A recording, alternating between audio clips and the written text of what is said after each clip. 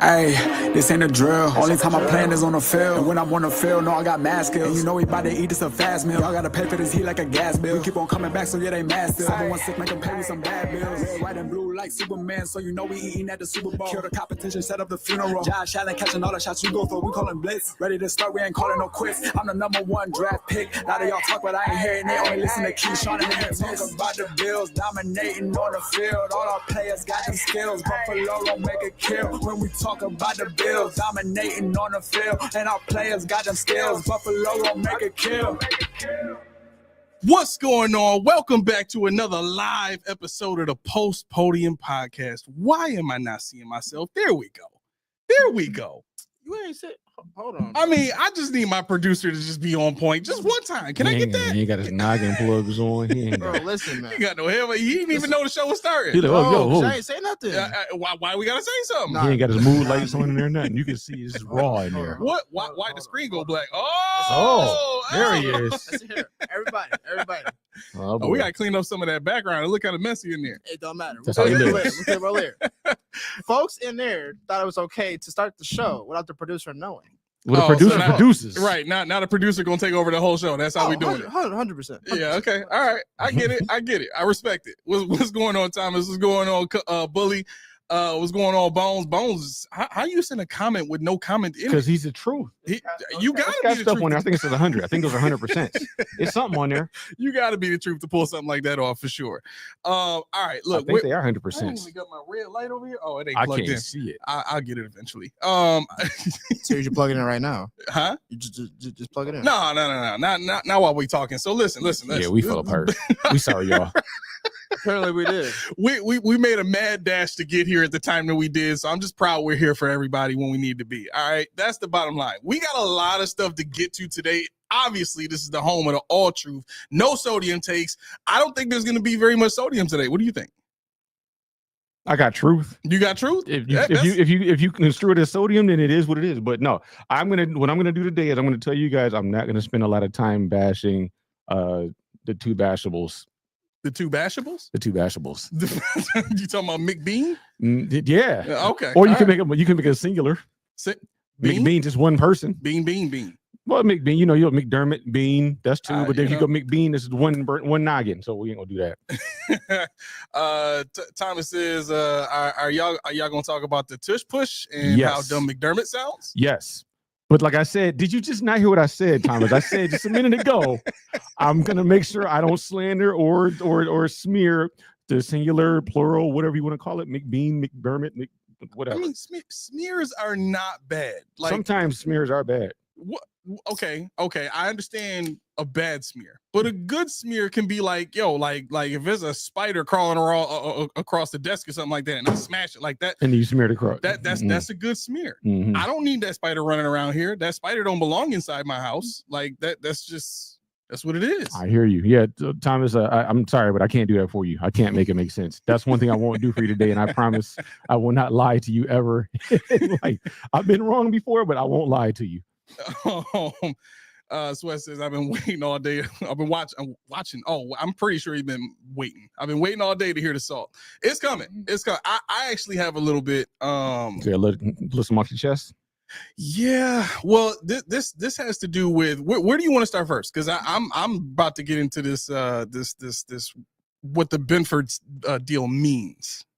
I mean, I got stuff, but we don't have to start with stuff. We could just round robin this sucker. Round robin this sucker. Yeah, let's do that. Let's go for it. All right. So look, obviously Christian Benford signs his deal. Is 4 years, what, 76 million or something like that. Mm-hmm. 4 years, 76 million. Did we find out how much the guarantee money was yet? It wasn't posted last night. Got you. Okay.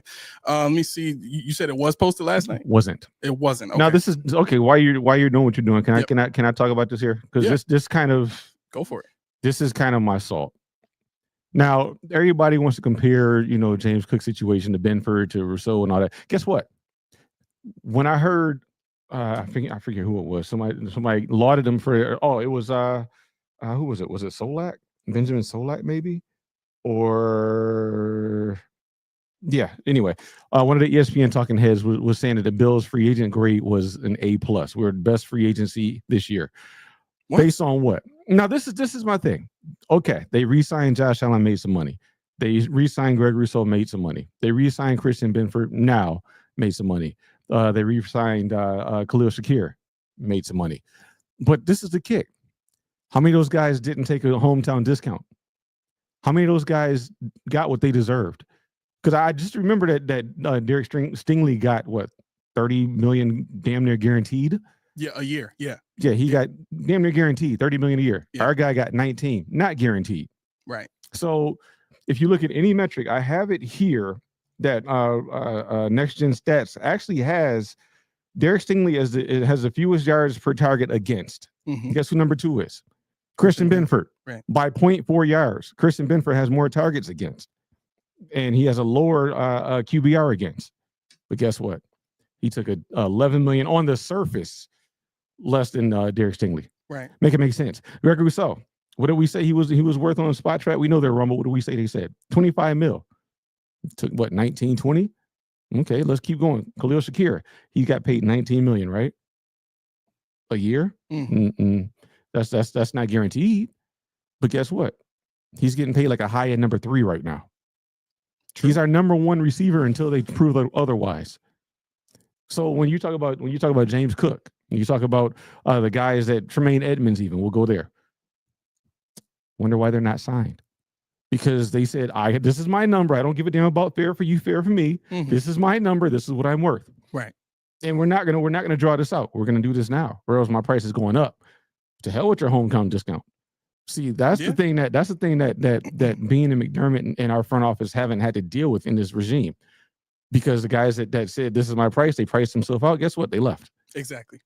So at some point, I mean, I get it. You got to be kept smart, but at some point in time, you have to say, you know what? We got to go above and beyond for somebody. Well, I think this particular situation works out perfectly for the Buffalo Bills, and I actually don't mean that in a good way.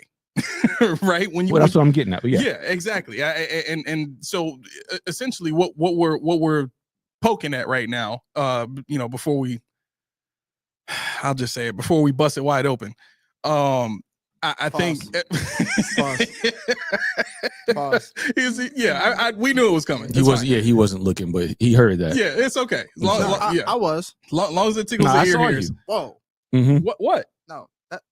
When he said when he said whatever he said to precursor that, I looked at you and you were not there. See? Oh, yeah, he wasn't paying it.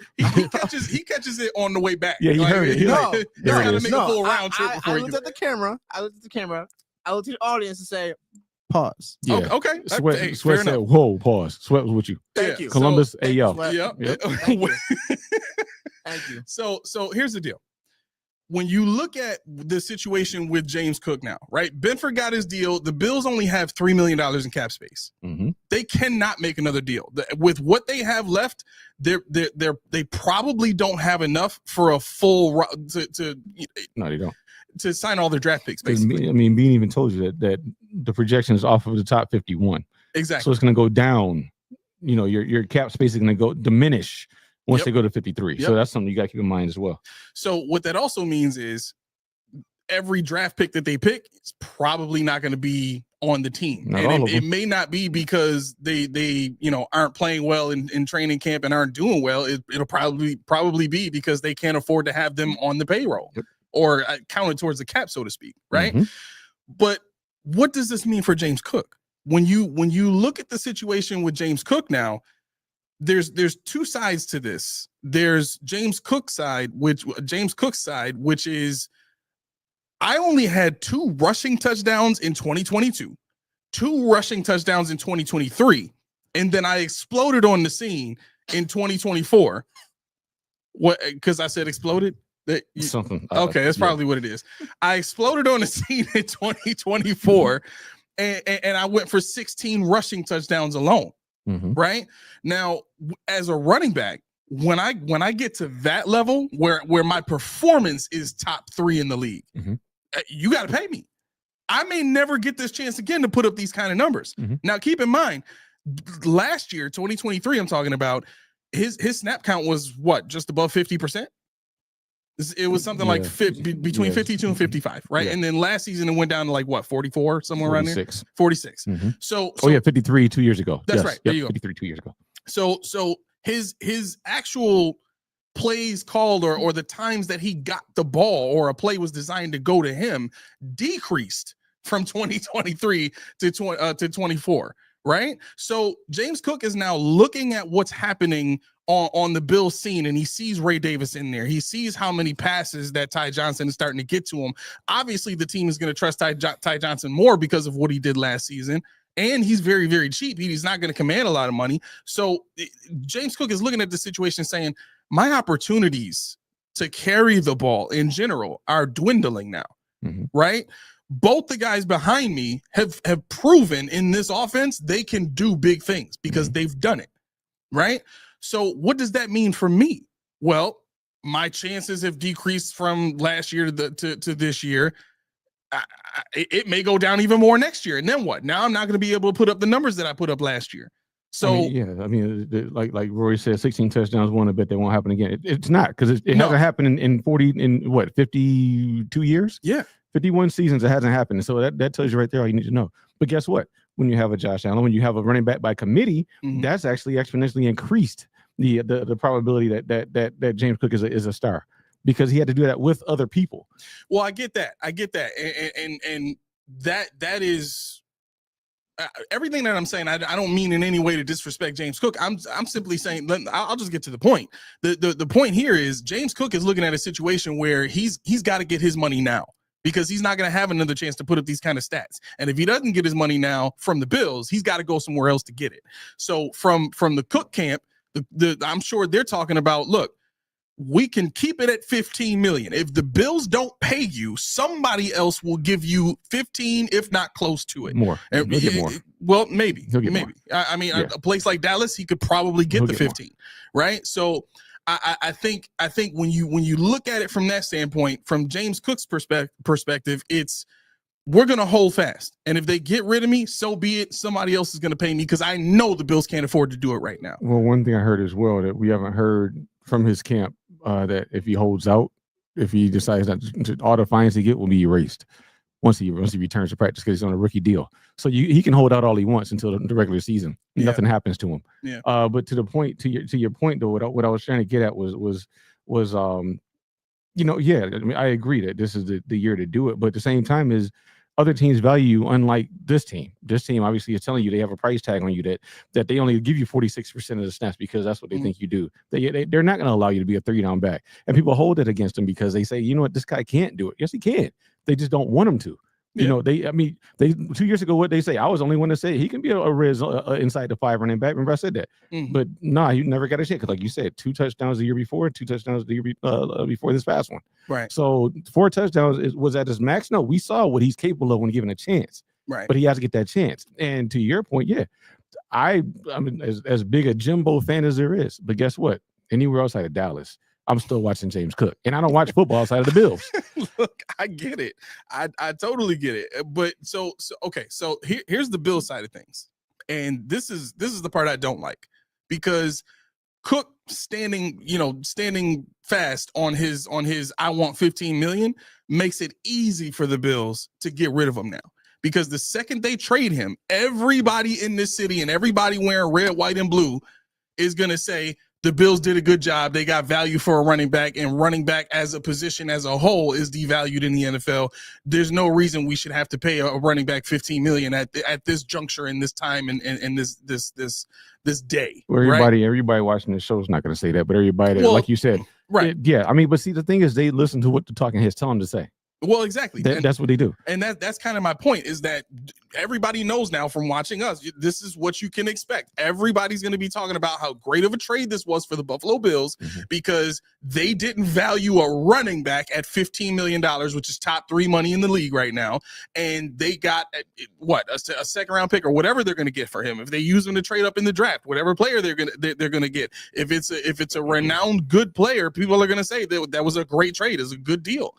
They kept Benford, who was statistically a little bit more of a benefit for the Bills, because it's hard to find one good corner, let alone 2 or 3. You know what I'm saying? So with running backs being considered to be a dime a dozen, it's it's very conceivable to think that the story is going to be how great of a job the Bills did by holding their ground and not paying Cook. Yeah. But realistically, Cook is a playmaker. Like we've seen Ray Davis make a few plays, here and there, but most of those, let's be honest, have been on broken plays. It hasn't been Ray Davis taking the ball and busting one open for 60 yards like we saw James Cook do. Hold on, Like, hold on, because Cam needs to see me on this one. Yeah, guys, y'all ready? You ready? Pause. There you go. Okay. So, all right. Yeah, no, I think I definitely agree with what you said in terms of the playmaking ability. But for Thomas, what do I think Cook is worth?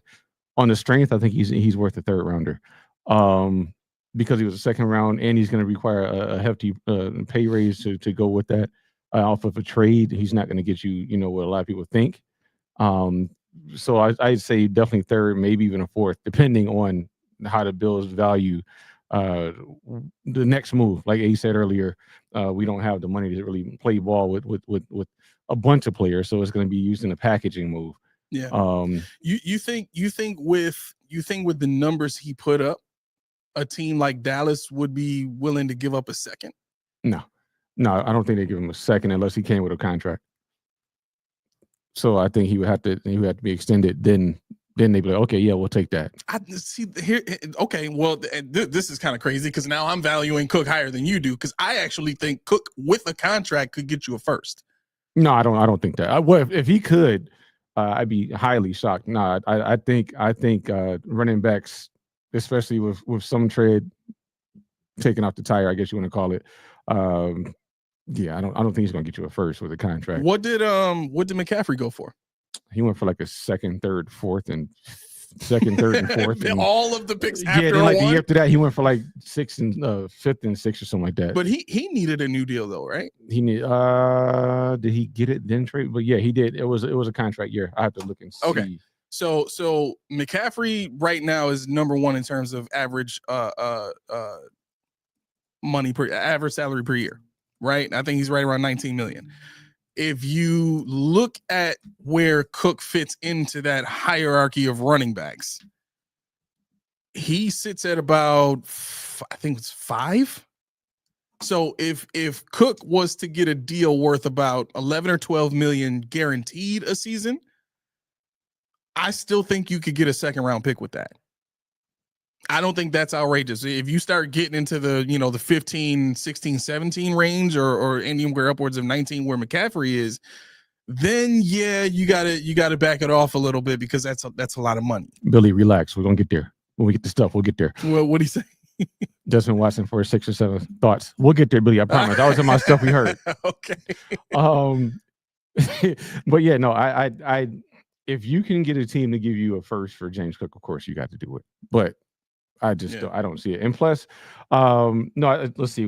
I just found Christian McCaffrey. It says a year and a half after acquiring him, so he must have played a full season and then half of the next one before he got an addition. 2 years, $38 million to his contract. Extension. Okay. So yeah, okay. He already had his contract. But okay. Yeah, I mean, I don't know. I don't know why we're even having this conversation at this point in time. Cook is a player that teams are going to game plan for. So to Roy's comment earlier about Cook not getting 16 touchdowns, guess what? That's going to open somebody else up to have a big year. And that's what you need. We don't want to start over again with Ray Davis. Bean knows. He knows he doesn't have the money. So he said, I don't know if you listened to the press conference or not, but he said numerous times, we're gonna shelve Cook until we're on to the draft now, is what he said. Mm-hmm. But then he said, doesn't mean we can't do anything next year. But what he said after that was very, very telling. He said, we have to look at our cap. We got to do some cap construction and look at our cap to make space. Not for Cook, but for anything. Right. So that tells you, even if Cook said, I want more than $5 million, we ain't got that. Exactly. And when you say we're not even close to each other, Cook said, I want 15. Where are you? Because if Cook said I want 15, he didn't say guaranteed. Well, Cook got he made 5. He got the accelerator. Yeah. Right. So if you go from 5 to, I honestly think the Bills would be willing to go as high as 8. Yeah, but I don't think they want to go to 10 or anything like that. 10 gets it done. Yeah. 10 definitely gets it done. And this is strictly because of the way that the Bills use their running backs. You know what I mean? I think they're one of the there's not a lot of teams in the league that are doing this effectively, the running back by committee thing. I mean, obviously you got the Lions, you got the 49ers for a while were trying to be very, McCaffrey centric, but then they found out Jordan Mason can actually play. So they started going to him more. You look at what the Carolina Panthers tried to do with Chuba Hubbard and Miles Sanders. I think at that point they wanted, when they signed Miles Sanders, they kind of wanted him to come in and be the guy, but then Chuba Hubbard took it over. But there aren't a lot of teams that are doing it as effectively as the Buffalo Bills can in terms of having 3 running backs that can go out there and run the ball and catch it. Yeah. You know what I'm saying? Yeah. I mean, a lot of that has to do with outside factors, which is 17. Yeah. That allows for other guys to do stuff. Like you said, Ray Davis isn't that dynamic playmaker. We've seen James Cook make a lot out of nothing. Yeah. Whereas the other ones we've seen, Ty Johnson's a receiver. Ray Davis might be coming along, but we don't know. When you're talking about we're trying to win now with our eye to the future, this isn't congruous with at all. with what they're doing with James Cook. Yeah, this should tell everybody watching the Bills moves that they are always going to be about making sure that they are, quote, fiscally responsible. And they want to give the appearance of being fiscally responsible, even though every season for the last 6 has been kicking the can down the road. I mean, at the time, Stephon Diggs didn't need the extension that he got. He still had 2 years left on his deal. So you combine that with the Von Miller signing and going as far as you went to get a guy that was really only going to be your best pass rusher for maybe 2 more years. And at that point, he'd have to be a situational guy. And we saw the Bills needed more than that. Yeah, so, and that's the kick. When you say we're trying to win now with an eye toward the future, you don't. Because like you said, Von Miller, too, we all knew that. We knew the situation. Good. That's perfect. But do you pay $120 million to get a situational? But we're having the same conversation with who? James Cook. Yeah. He's a situational guy. He's your playmaker. He's not a scat back. Right. He might not be a bell cow, but guess what? You don't need him and 3 other guys. You need him and maybe one other guy. Yep, but I agree. But they're massaging and spinning it to make us think that running backs are really a dime a dozen, because that's their saying. I'm not saying you got to pay $30 million for a running back. You don't have to pay $19 million. But James Cook is asking for $60 million or $45 million over 3 or 4 years, where $10 million is guaranteed. Yeah. Had you not had the Stephon Diggs follow, had you not had MVS on your dead cap roll, had you not had those kind of guys still lingering around, we can make this move. Rasul Douglas, you can make this move. But guess what? You push the can down the road, and now you got to pay them still, and you can't pay the guys that are still on the team. Right. And that's what I was screaming for 2 years ago when we first started the show. Yes, you were. All day long, man.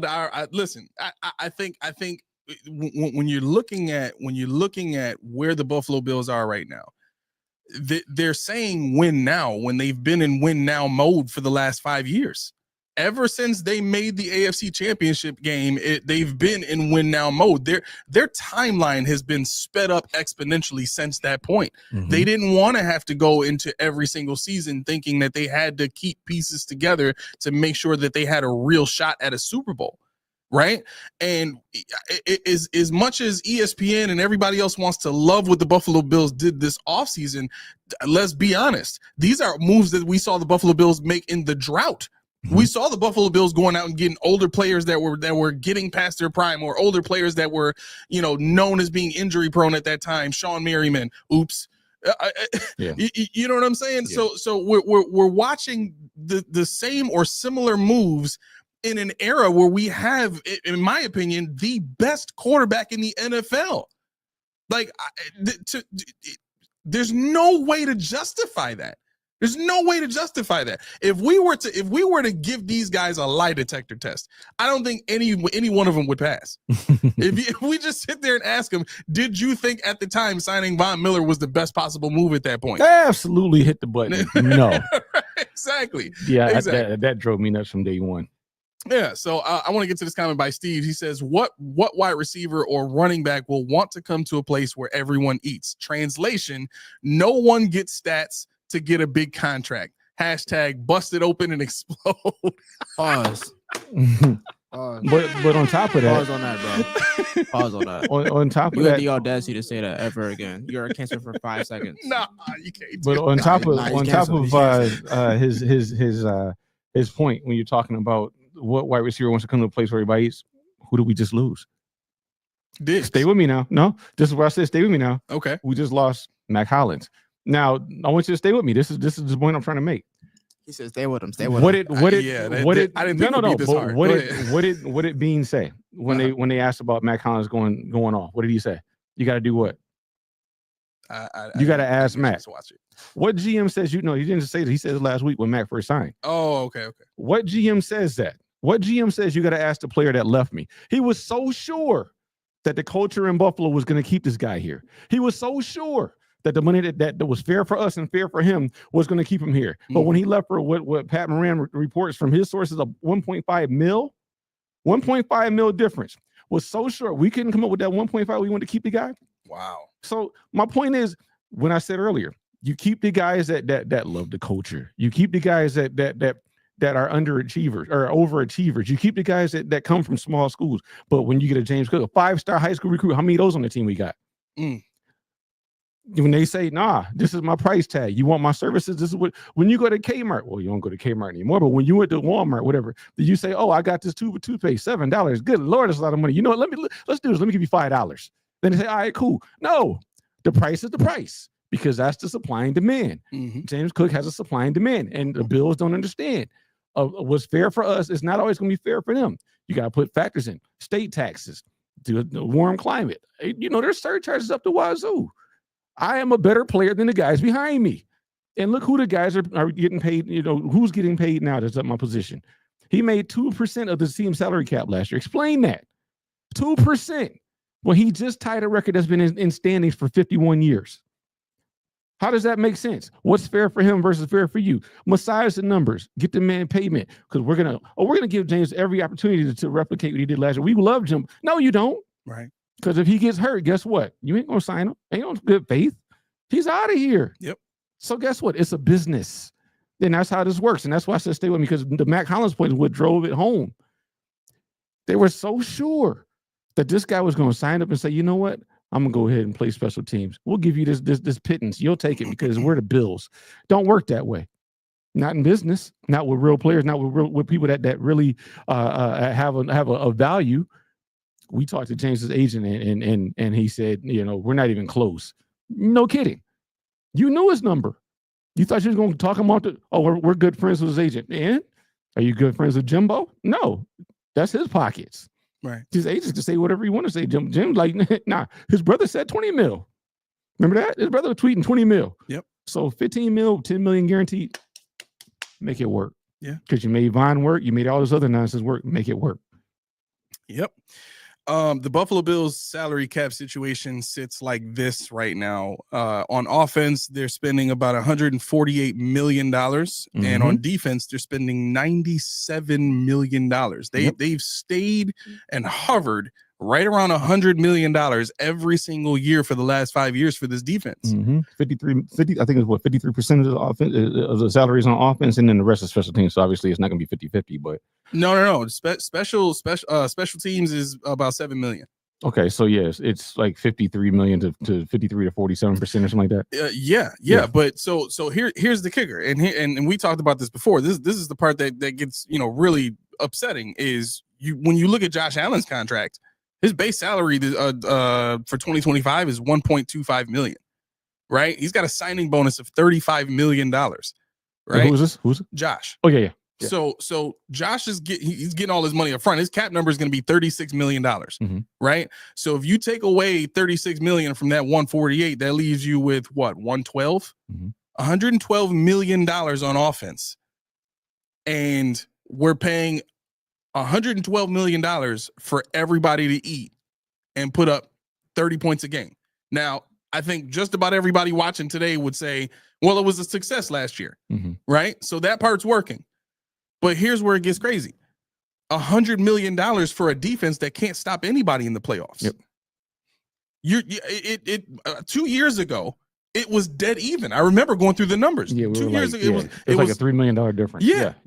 On offense and defense. And we talked about Josh has no weapons around him aside from Stephon Diggs. We didn't even really, think we had a running back then. We were waiting to see what was going to happen with James Cook, right? So 2 years removed from that, we're spending $35 $36 million more on offense from that point, and $3 million less on defense. And to that point, Josh is another one I was just talking about. Hometown discount. Yeah. You just got MVP. You just did a deal. We wanted to get something done with Josh. Yeah, we knew he was going to be with it. It wasn't a restructure. We knew he was going to be with it. We're going to give him this number. And Josh says, "What's $5 million?" No. Because as a leader, you set the precedent. See, this is how they think inside. What's $5 million? So when they say, "Josh, we need you to go talk to James." James, do you really need that extra $3? No, we don't have that. We don't want that kind of conversation. Yeah. Yeah.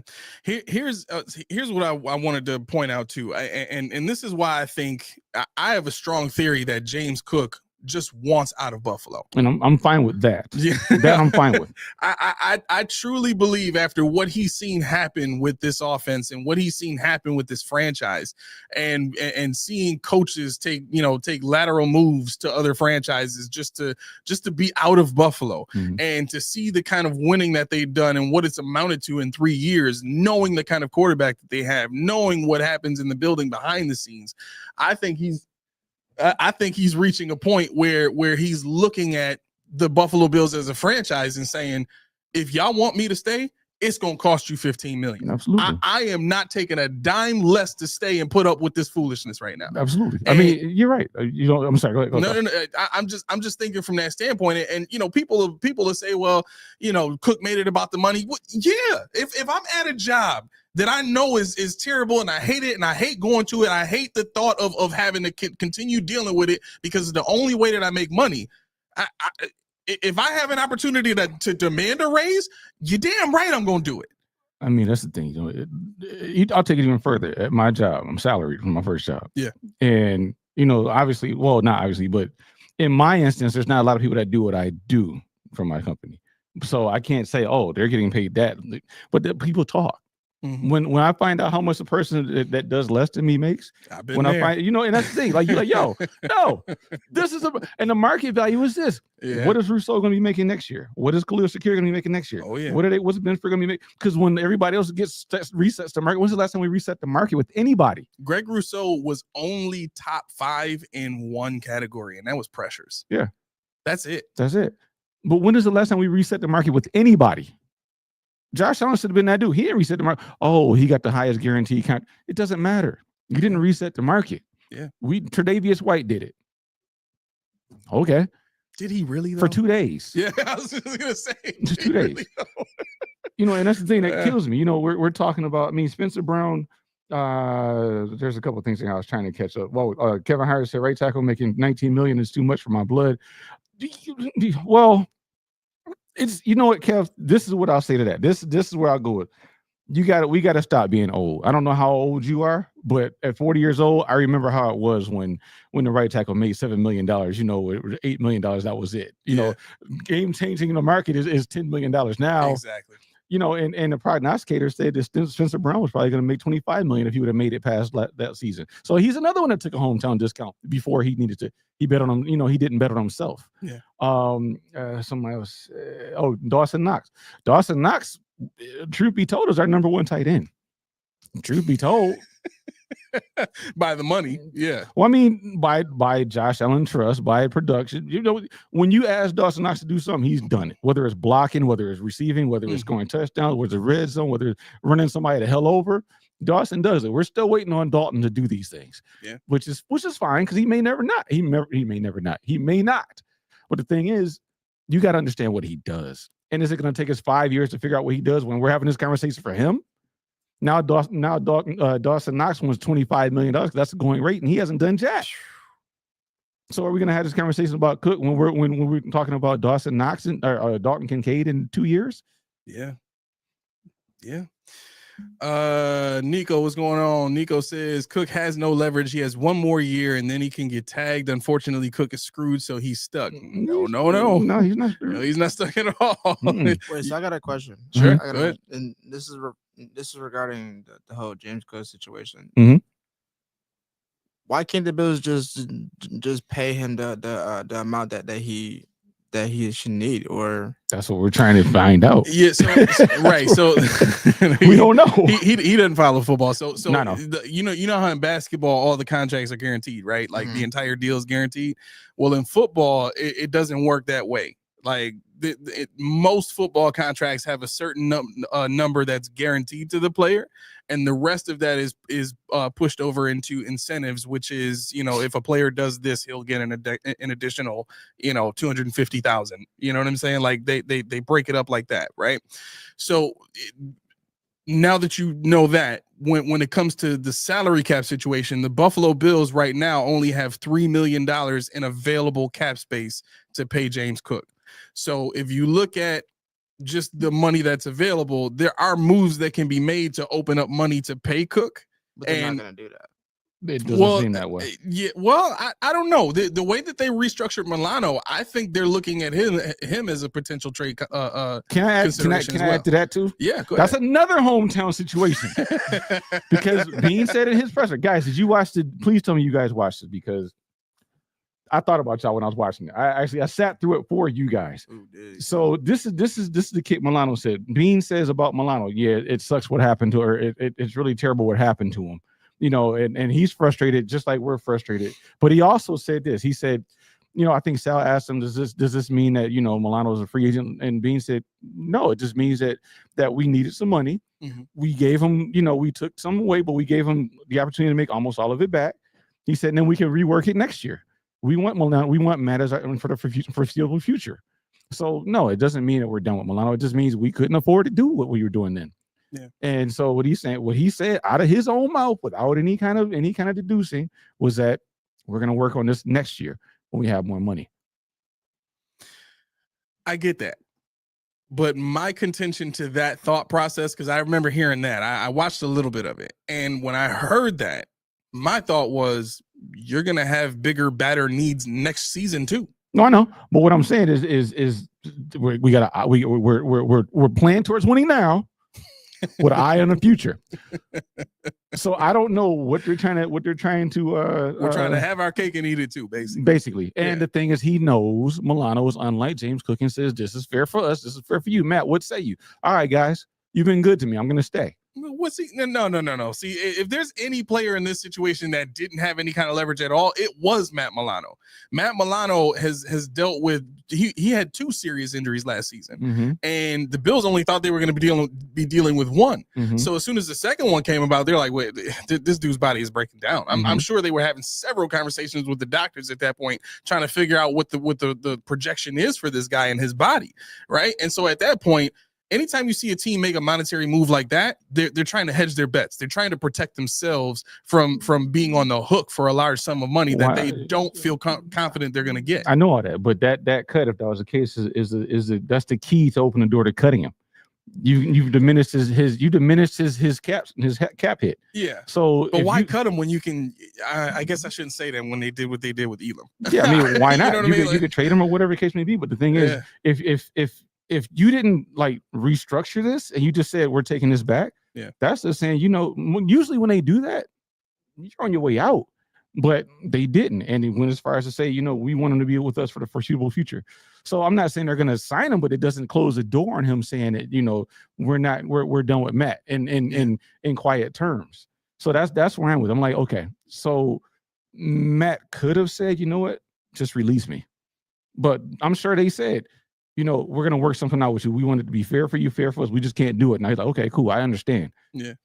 Everybody don't understand. And that's what I'm saying when I say, you know, another hometown discount. And I think. Do you think that? I'm sorry. Before you get to that, real quick. Do you think if James Cook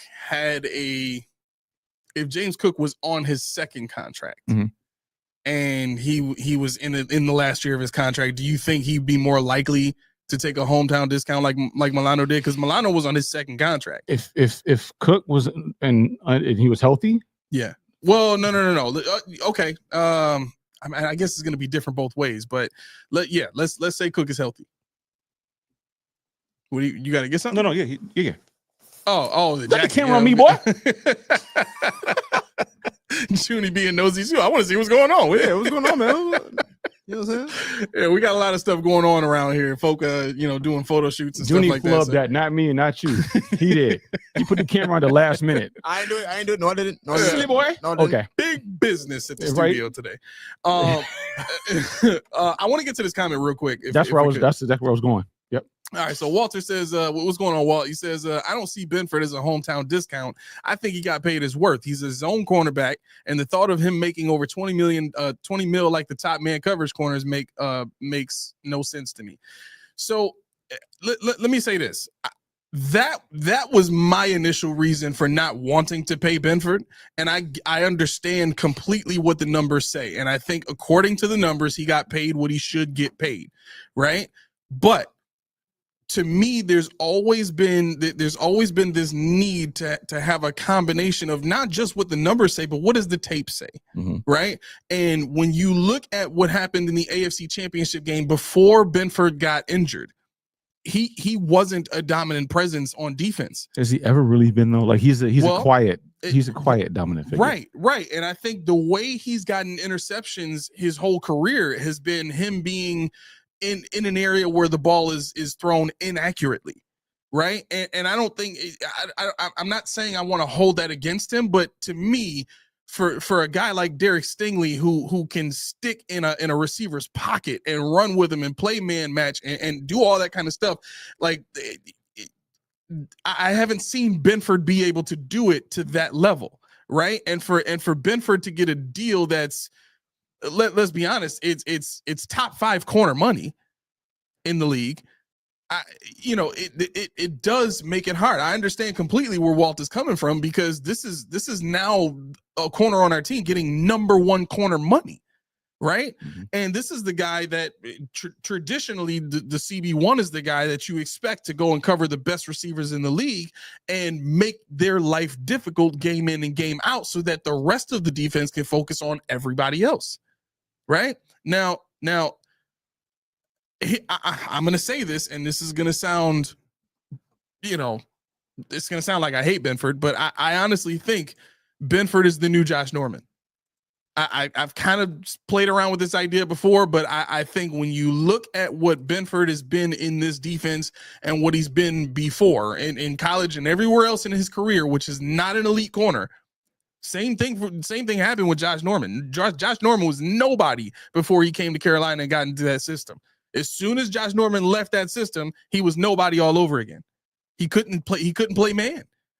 Right? So this is kind of the main reason why I always wanted to see Benford at safety, because I believed that he could come in and be an elite safety. Imagine him with his skills now and everything that he's learned in the league, going and being that Micah Hyde type of ball hawk on the back end.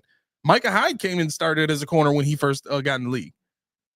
That's what he played, right? So anyway, I'll digress. I think Benford is the new Norman. I think Benford. I don't think we've had a chance to see him as a man guy as much. I mean, we've seen a couple snaps in the the AFC Championship game was yeah, that, but.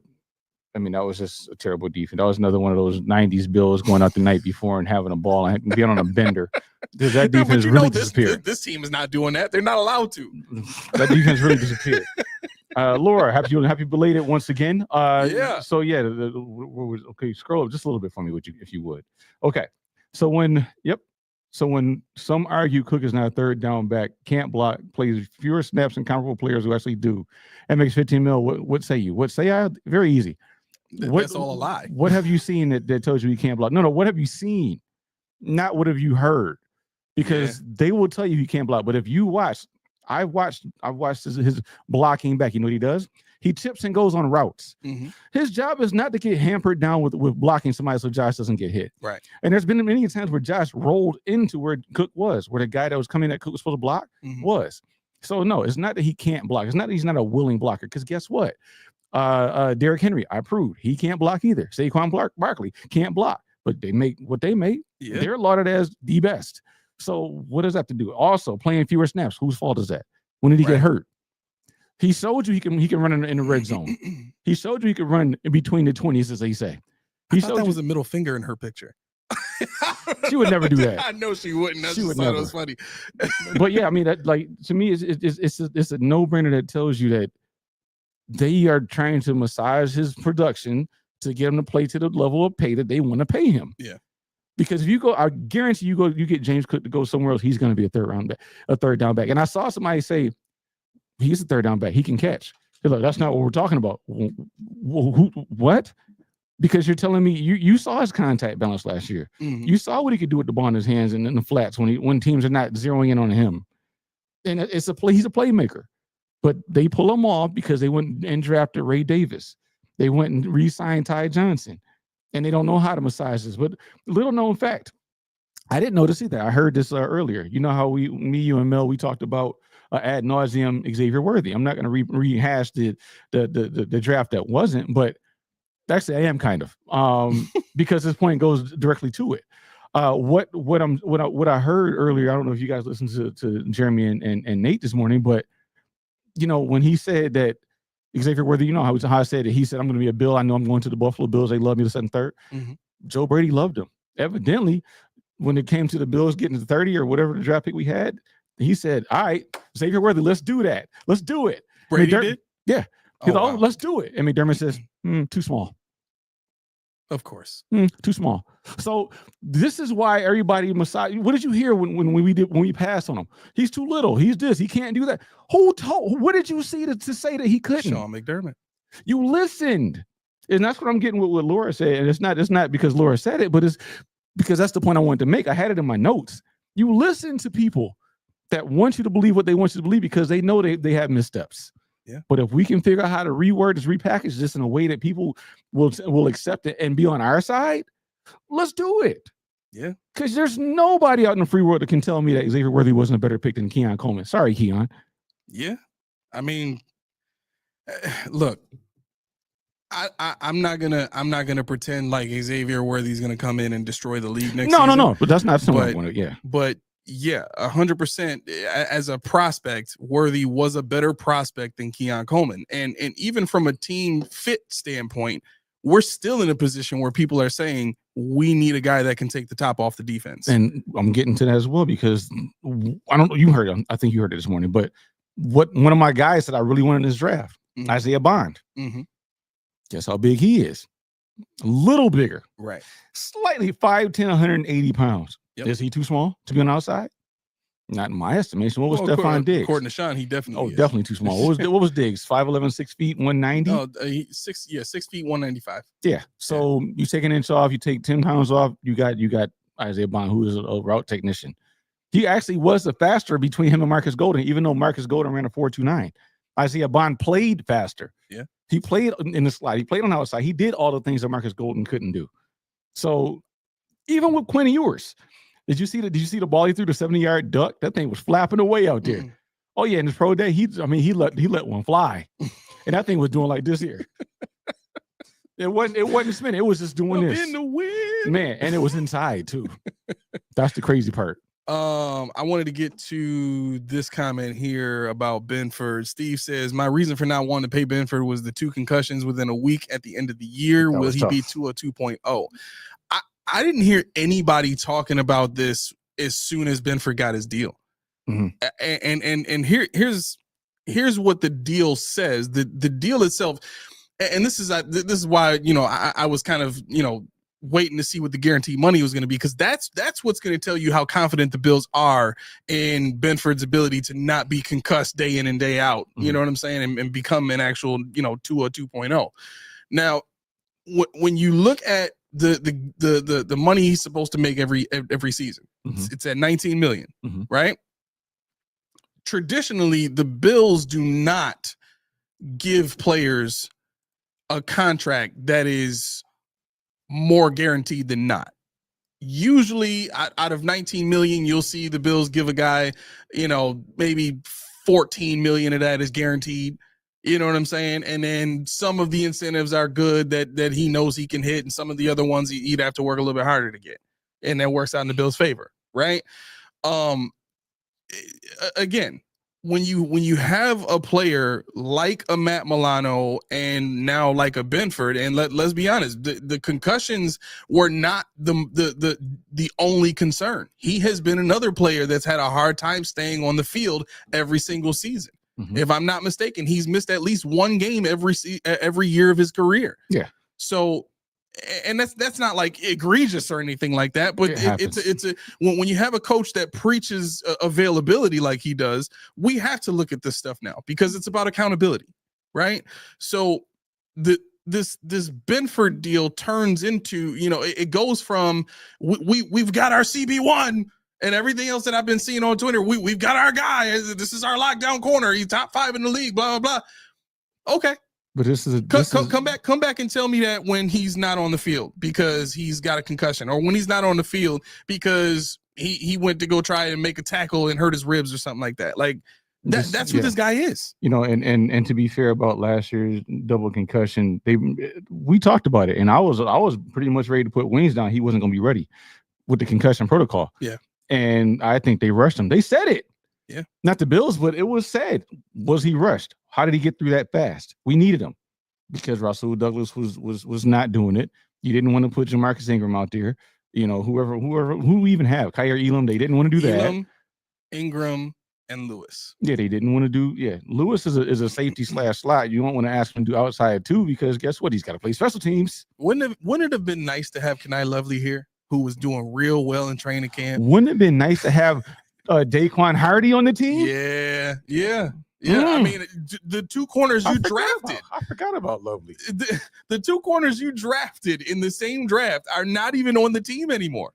Yeah, I forgot about Lovely. Nobody's talking about this stuff. You doubled up at the cornerback position because you knew you were going to need guys. And Daquan Hardy came in and showed you he can ball in training camp. Everybody was talking about how good he was playing on the outside. We saw it. Knowing that you needed help on the outside. And what did you do? Why did they get rid of him in the first place? Because he fielded the punt wrong.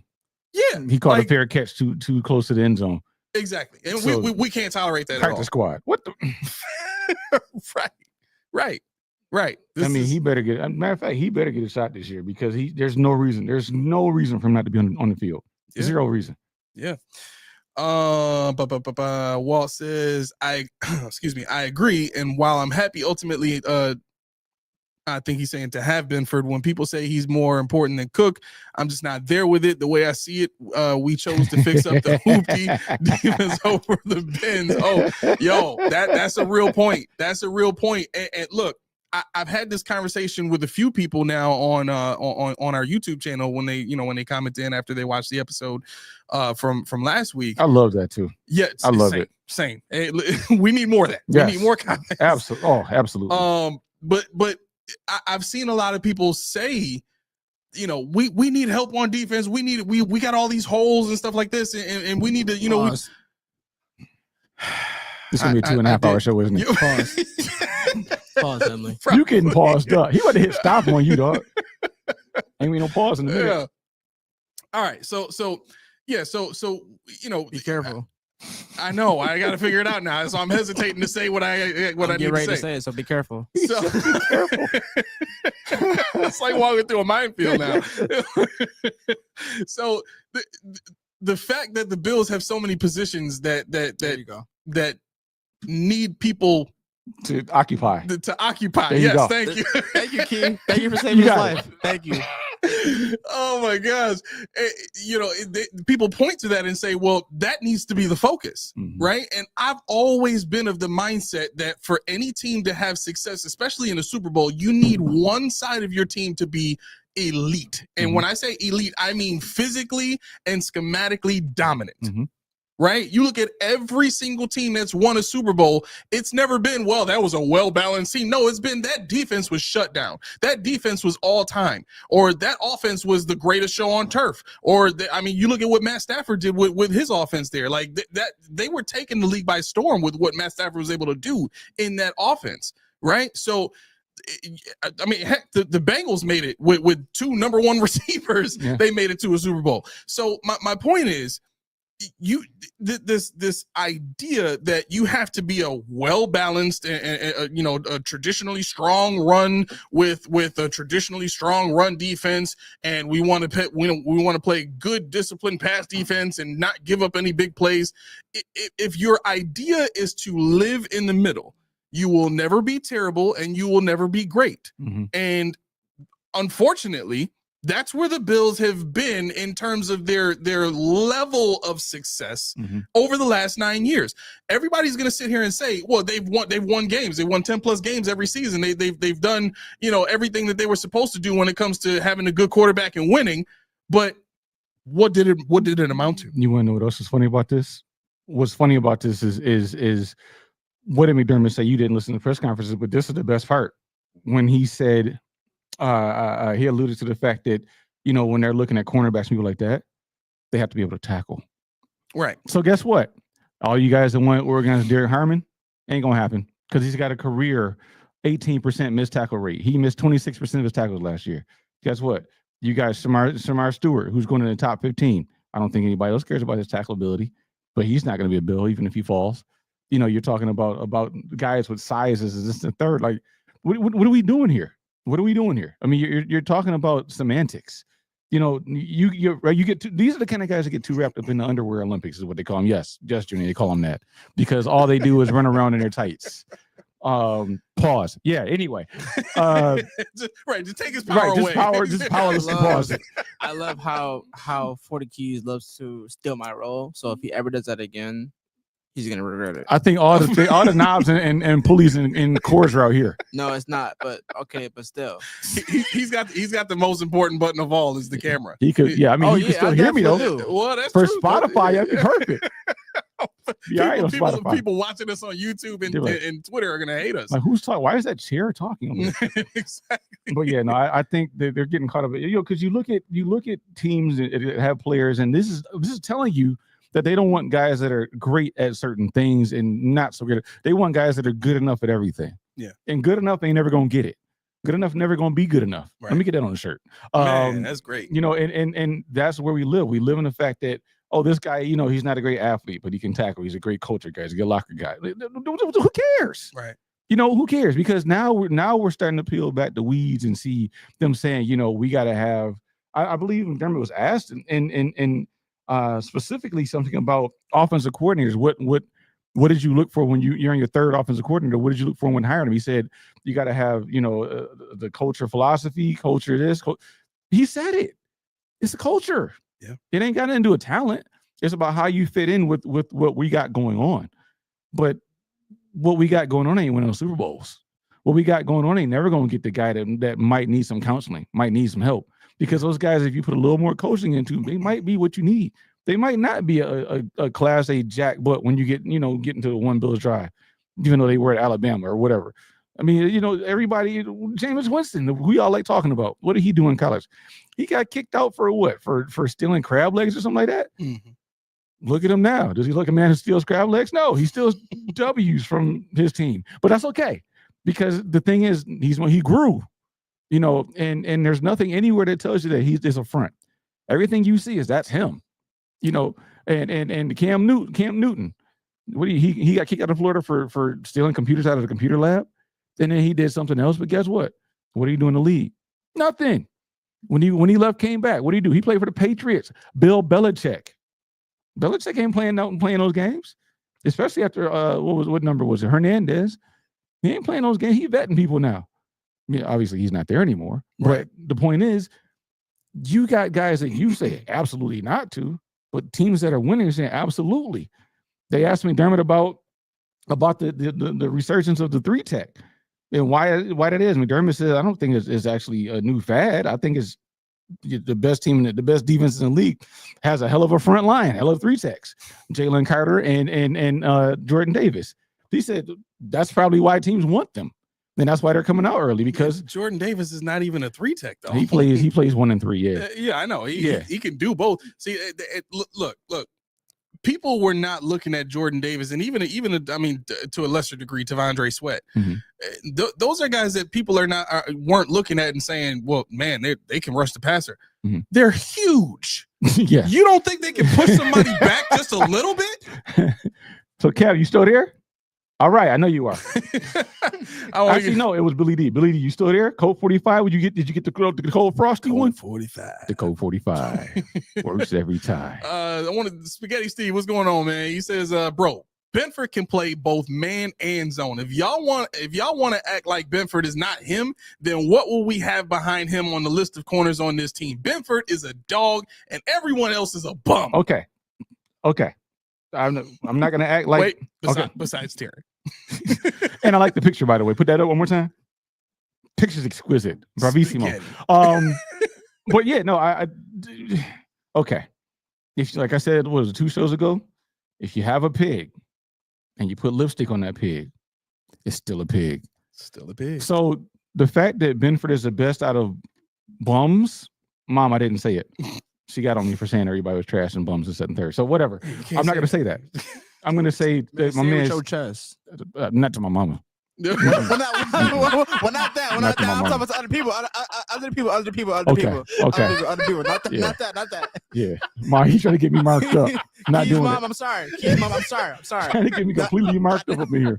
I'm sorry, Keys, Mom. I meant other people. Other people. Mama know how to leave them small Right. marks, some small Just cuts, get lumped up. Right. Come back in here with sunglasses on next show. But yeah, I mean, like I said earlier, I believe that he probably can play band. We know he's good in zone, but the point is that the best we can do? Right. That's the point. I mean, does he deserve the 19 minutes? Sure. Does he deserve give him a lot of flowers he can get. Give him what's fair for him and fair for them. I say the hell was fair for them. Get what's fair for you. Get what you want. Yeah. Because you tell me right now, you wouldn't have got anything close to Derek Stingley in the open market? Man, please. You sold just so short because you came from Villanova, got drafted in the 6th round. That's what they said. Christian, we love what you do. You can't. We took a chance on you in the 6th round. A lot of teams passed on you. Just said that, but we knew you had some. Sign here. He's like, oh, okay. No, that's what they keep doing. Yeah. Why didn't Tremaine Edmonds stay here? I left because I wanted to be part of a rebuilding team. Bull crap. Nobody says that. Nobody says that. You didn't have a choice, bro. He was being nice. Yeah, exactly. And it made no sense when he said it. So it's like, that tells you why you need to know. You know the kind of teams I want to go to? The ones that are too bad to win anything. Those are the teams I want to go and help. Sign me up as a middle linebacker. That's It makes all the difference in the world. I want to be your team captain. Can your team only win 3 games? Well, I'm your guy. I'm your guy. I'll get you 5. That's right. Oh man. Roy says McDermott bashing turned into Bean bashing, and now it's Benford bashing. Who's next? The poor water boy? Well, you got to tell me who the water boy is first, Roy. No, we're gonna start bashing Reed Ferguson next. No, I already did that. You did. That's right. You did. It was too late. Yeah. Boy, this show is terrible. It's trash. It's bad for your health as a Bills fan. Kev says McCaffrey sure can't block. You're right. You're right. He don't need to. Oh man, put Kato's up. Huh? Put Kato's I'm convinced McJoke is Jade from being cooked by black wide receiver in college. Yo. The greatest comment. Yeah, that's pretty good. That's He's pretty nightmares. Never again. Not on my watch. Somebody got his ankles and now he'll never live it down. Well, they better draft Zach Beck then, because if they don't, I don't know what to tell you, because they got him in the 2nd round. And did you see these? Decent. Did you see these rumors that the Bills should trade for Pierce? I think it's Aiden. No, it's not Aiden Pierce.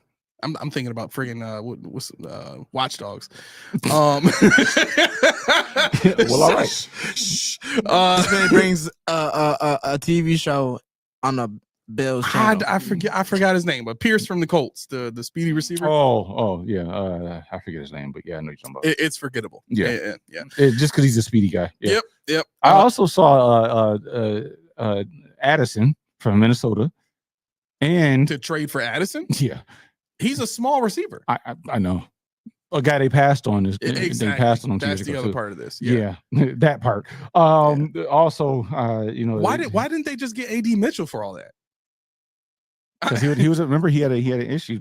He was diabetic, and they said when he wasn't on his medicine, he was intolerable. Yeah, right, but we haven't heard anything about that. Yeah. Indianapolis didn't say anything about that. Also, Chris Olave, they said the Bills should try to trade for. You want to talk about The Benford's Saints are not going to concussions? give up their only receiving option. You want to right talk now. about Benford's concussions? Yeah. Double down. Yeah, he's a worse. concussion machine. Yeah, he's worse. Not even joking. He's a concussion machine. I got to give respect where respect is due. My man, to What's going on, bro? He says, yo, what's up, big bros? Do y'all think James essentially has to beef up to be able to pass, bro? Or is it something else? It's something else. It's definitely something else. I think the team he's on is the issue. Yep. I think that's it. If he goes to another team, he'll be known as a better pass blocker. That's really what it is. You actually have to make him do it in order to say he's bad or good at it. You know, he literally had 3 pass blocking reps where he was supposed to block. One he got decimated, which I will admit, but 2 of them he gave Josh enough time to do what he had to do. The riddle of the day is, how does a running back who is not known as a great pass blocker end up with the best pass blocking percentage of all the running backs on the team? I don't know. How does that happen? Riddle me this, riddle me that. I don't know. We'll never know. We won't. No Bone says Ryan Fowler was on Shope and Bulldog today. He said he ranks Keon over Worthy and Ted McMillan. Ryan Fowler should have his microphone taken away. He should have his microphone taken away. Let's walk right in the booth and snatch his mic. Yeah, away. I'm going to go over there. They're not too far from where I live. I'm going to head on down there. Shope and Bulldog, Keon, business, man. Keon is just the best thing moving. All of a sudden, Keyshawn walks in. Yeah, he's the best thing moving. I'll be like, say that again. What you say, man? We can't hear you, bro. What happened to your mic? Where'd it go? Right.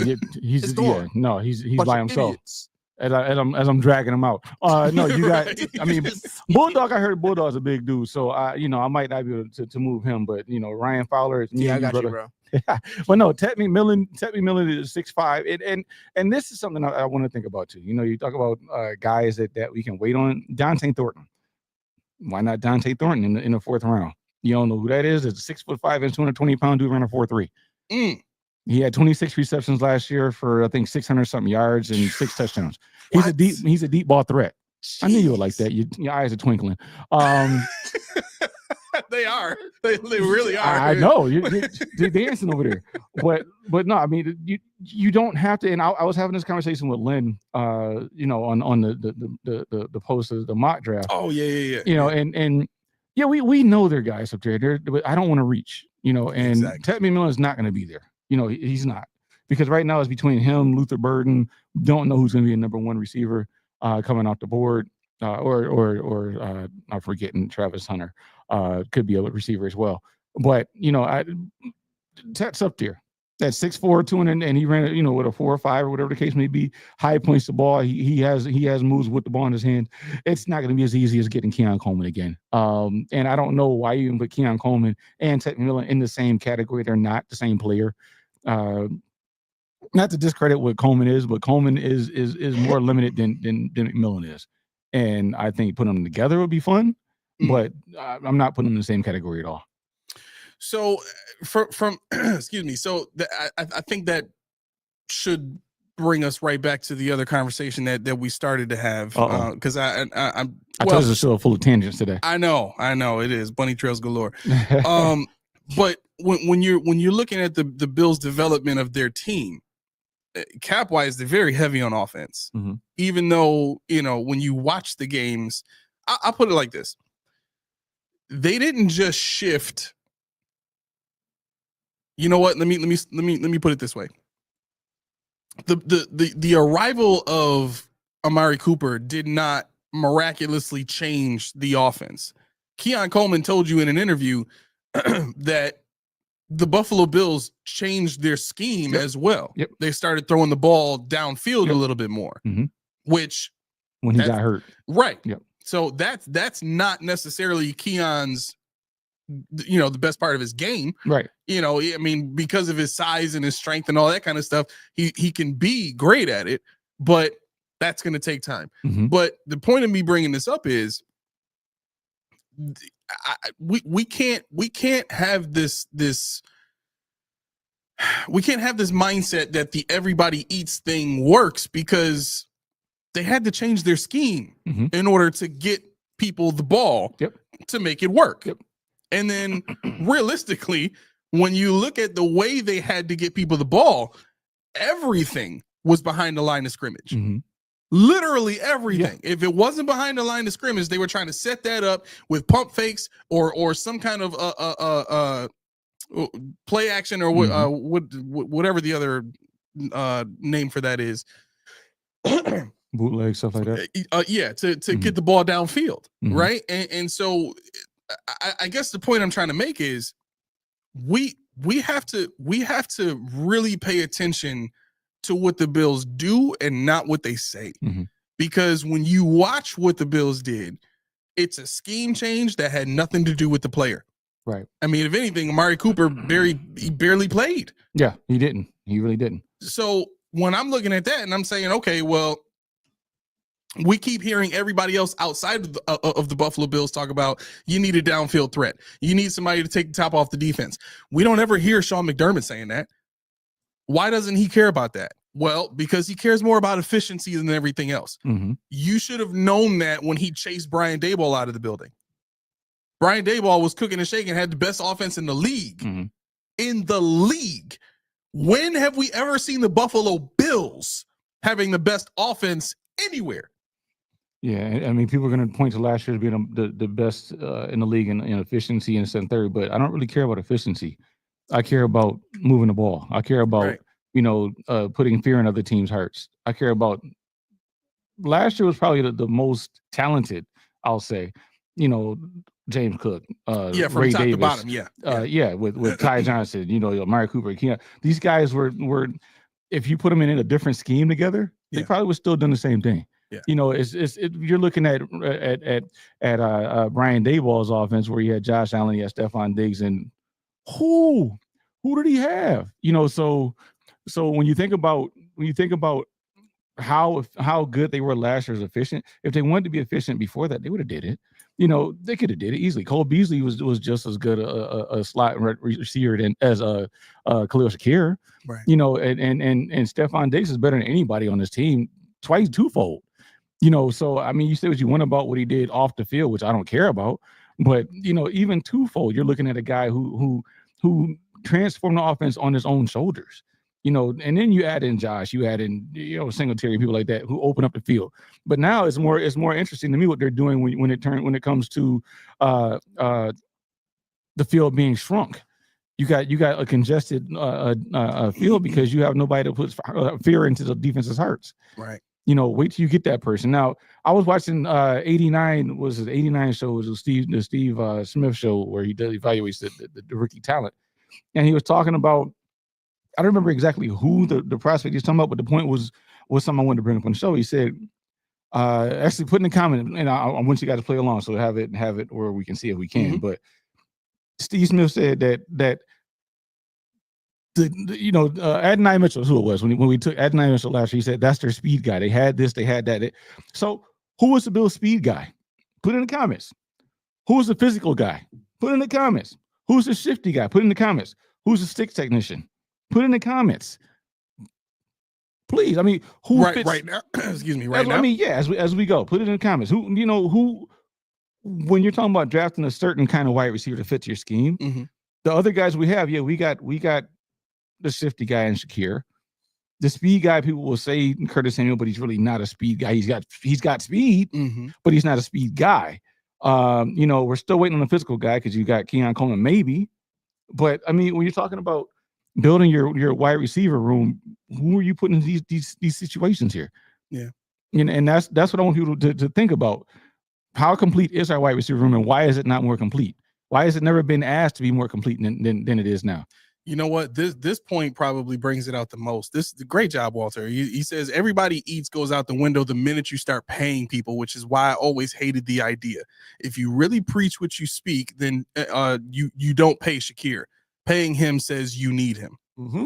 And listen, that is the best way I've ever heard this situation explained, mm-hmm. right? Because I've always come from the standpoint, from the standpoint of you really need that big time number one wide receiver to bring relief to all the other players on the team so that they can get open and then your offense becomes diverse that way. Whereas The Bills went the opposite way. They said, well, we got Steph Diggs. We don't need nobody else. Just throw it to Diggs all day long. And it backfired because what defenses figured out is they're only throwing it to Diggs. We don't need to cover anybody else. And on top of that, nobody else can get open anyway. Yep. And the thing is, people, they listen to the fact that Diggs wants the ball 160. No, he maybe he does. Who doesn't? Yeah, who doesn't want the ball 160 times or whatever the case may be? The point is, when you got a guy with the magnitude of Stephon Diggs, you know where he is at all times. You have to make sure that you get the guy that's catching the ball, the guy that you rely on the most to catch the ball.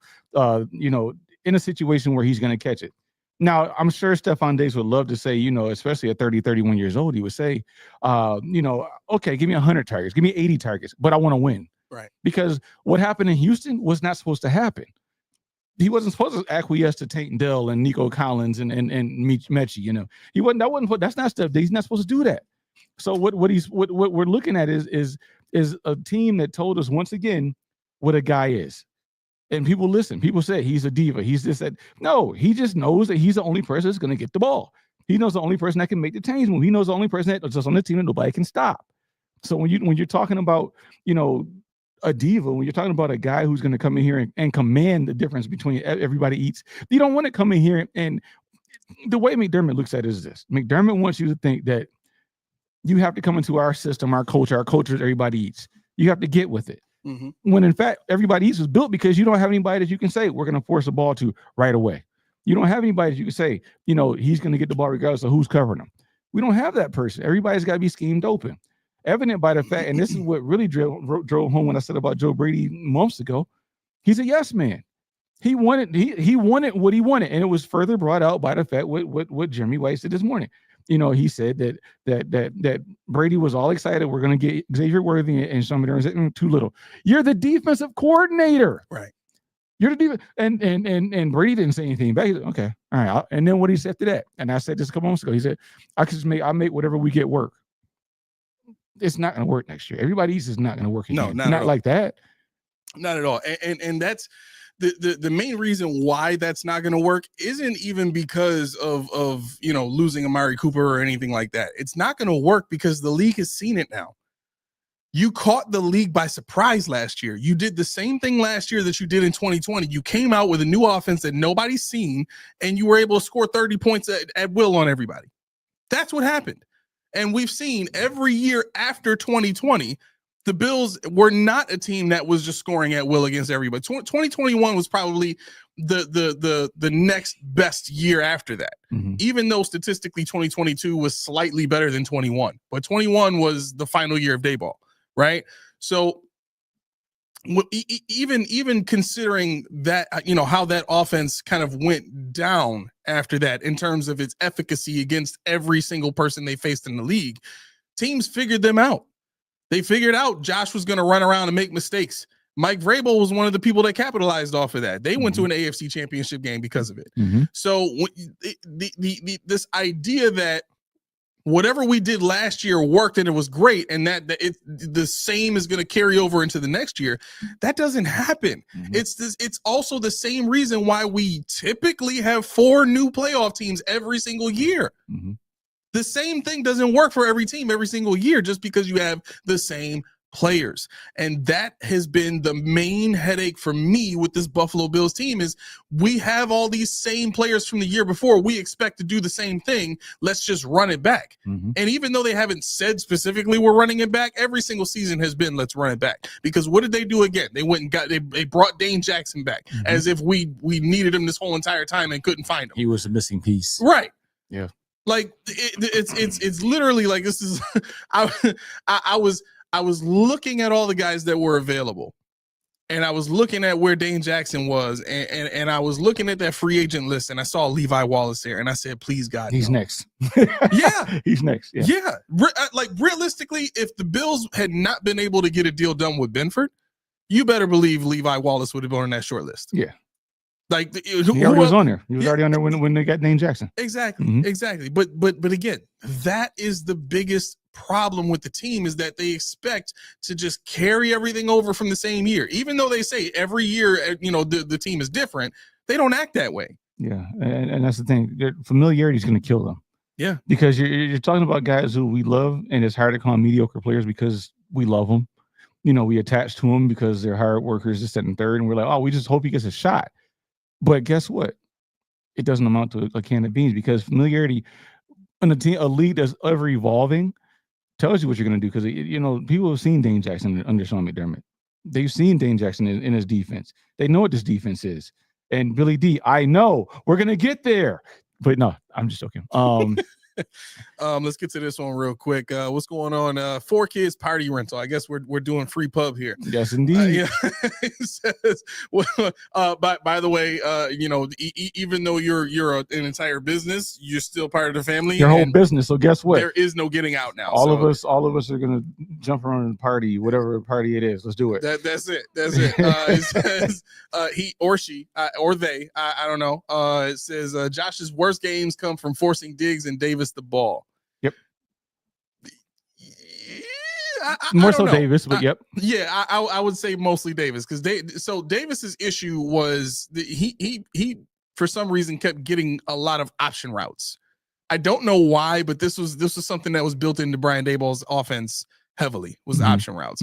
Now Diggs had good rapport and Diggs did a good job at reading defenses as he was running his routes, so he often had that combination of I know what Josh is thinking and I know what the defense is doing, so I can be successful in this offense.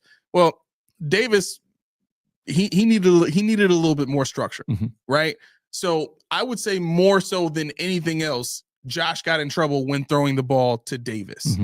When you saw the Bills or when you saw Josh get in trouble trying to go to Diggs, I would chalk that up to who else do they have? Right. You know what I'm saying? They weren't giving Shakir the kind of burn he deserved early on in his career, especially after seeing what he's been able to do to this point with a little bit of work he's been given.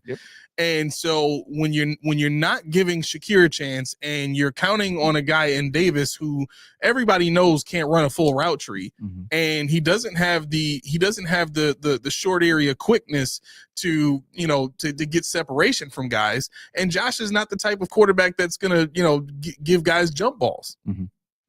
That's not how he works.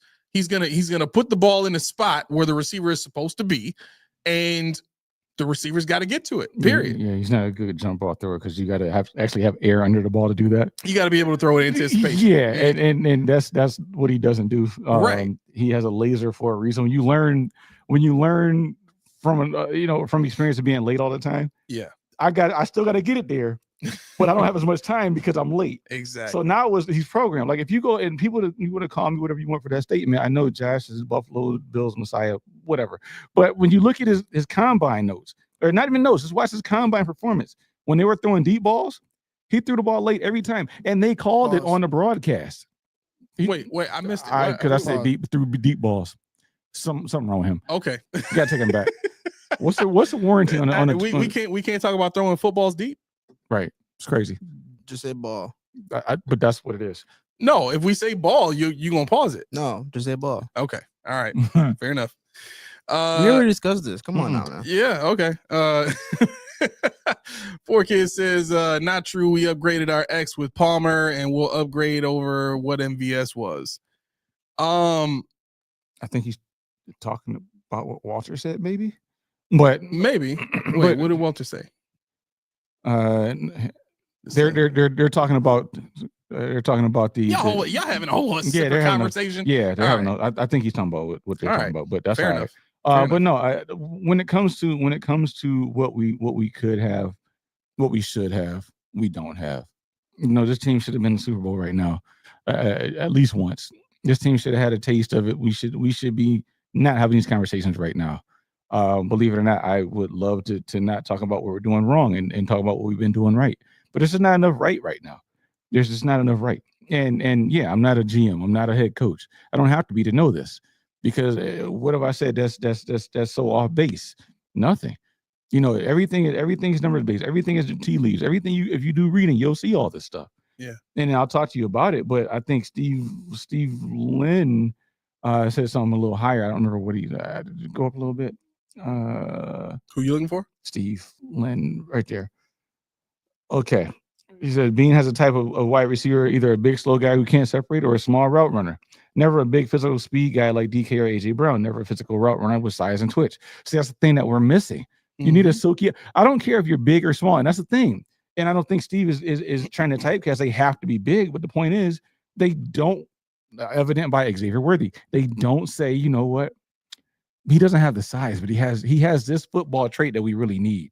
He has this, he has that. Because other teams that are winning are taking guys, Devontae Smith. Remember what they said? He's way too small. McDermott would have laughed at him. Yeah. But he's a 1B. Yep. What would he have done in Buffalo? Deshaun Jackson. What would he have done in Buffalo? Not, obviously not the age, but I'm saying the size is something McDermott would never went for. Would have passed him up. But now you're talking about, Mac Hollins. You're talking about Keon Coleman. You're talking about, let's go back even further. You're talking about Kelvin Benjamin. No, not near, but well, whatever. You're talking about Kelvin Benjamin. You're talking about Andre Holmes. You're talking about these guys started for the Bills. Andre Holmes was a starter for the Bills. How? Because he fit a profile. Yep. Nobody cares how he played. They care about what he looks like. Yep. Like I said, and Junie paused me earlier, the underwear Olympics, the combine. They get excited about that stuff because guess what? Oh, he ran a what? Oh, I'm gonna jot that down. Oh, he said what? Let me jot that down. Justin Shorter. How many years? How many years did we before you cut bait on that? Yep. He had a whole contract as a practice squad player, basically. Yep. And they were fine with that. Kyer Elam, you were 4 years in. Why didn't you? Why is it that we knew he wasn't a zone player, and that you play zone heavy more than any other team in the league, but you still drafted him? What'd that mean?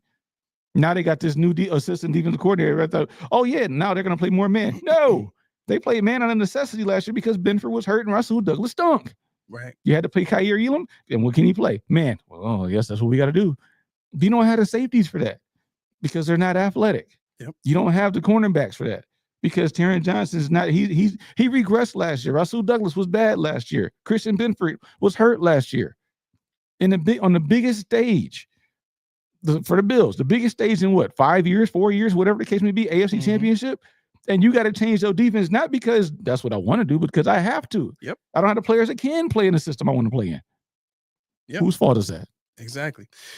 Two comments I want to get to. First one is Walt. He says, as much as I enjoyed this season in the offensive efficiency, I'm taking 2020 and 2021 offense over this year's any day if they have to get our current offensive line. 2020, yes. Yeah, easily.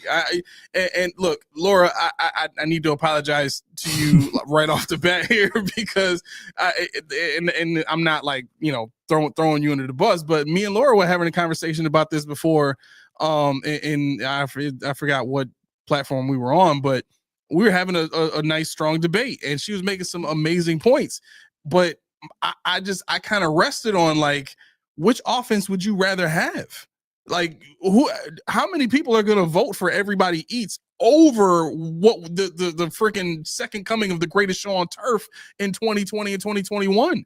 Like, everybody was so fascinated with the Buffalo Bills at that stage. Right, because teams weren't, aside from the Chiefs, nobody else in the league could do what they were doing, but us. You know what I'm saying? And so when you put those two offenses side by side, and you look at what the Buffalo Bills tried to do with Everybody Eats the first 5 games of the season, how'd they end up? They were what, 2-3? With Everybody Eats, and then they changed. This ain't working. Right, we got to do something. So they trade for Amari Cooper and change the offense. Yep. That should tell you right there. Even they thought Everybody Eats wasn't going to work. They knew it wasn't going to work. Well, they tried so hard. Yeah. They rode it to the when Keon got hurt. They're like, same thing with Kyer.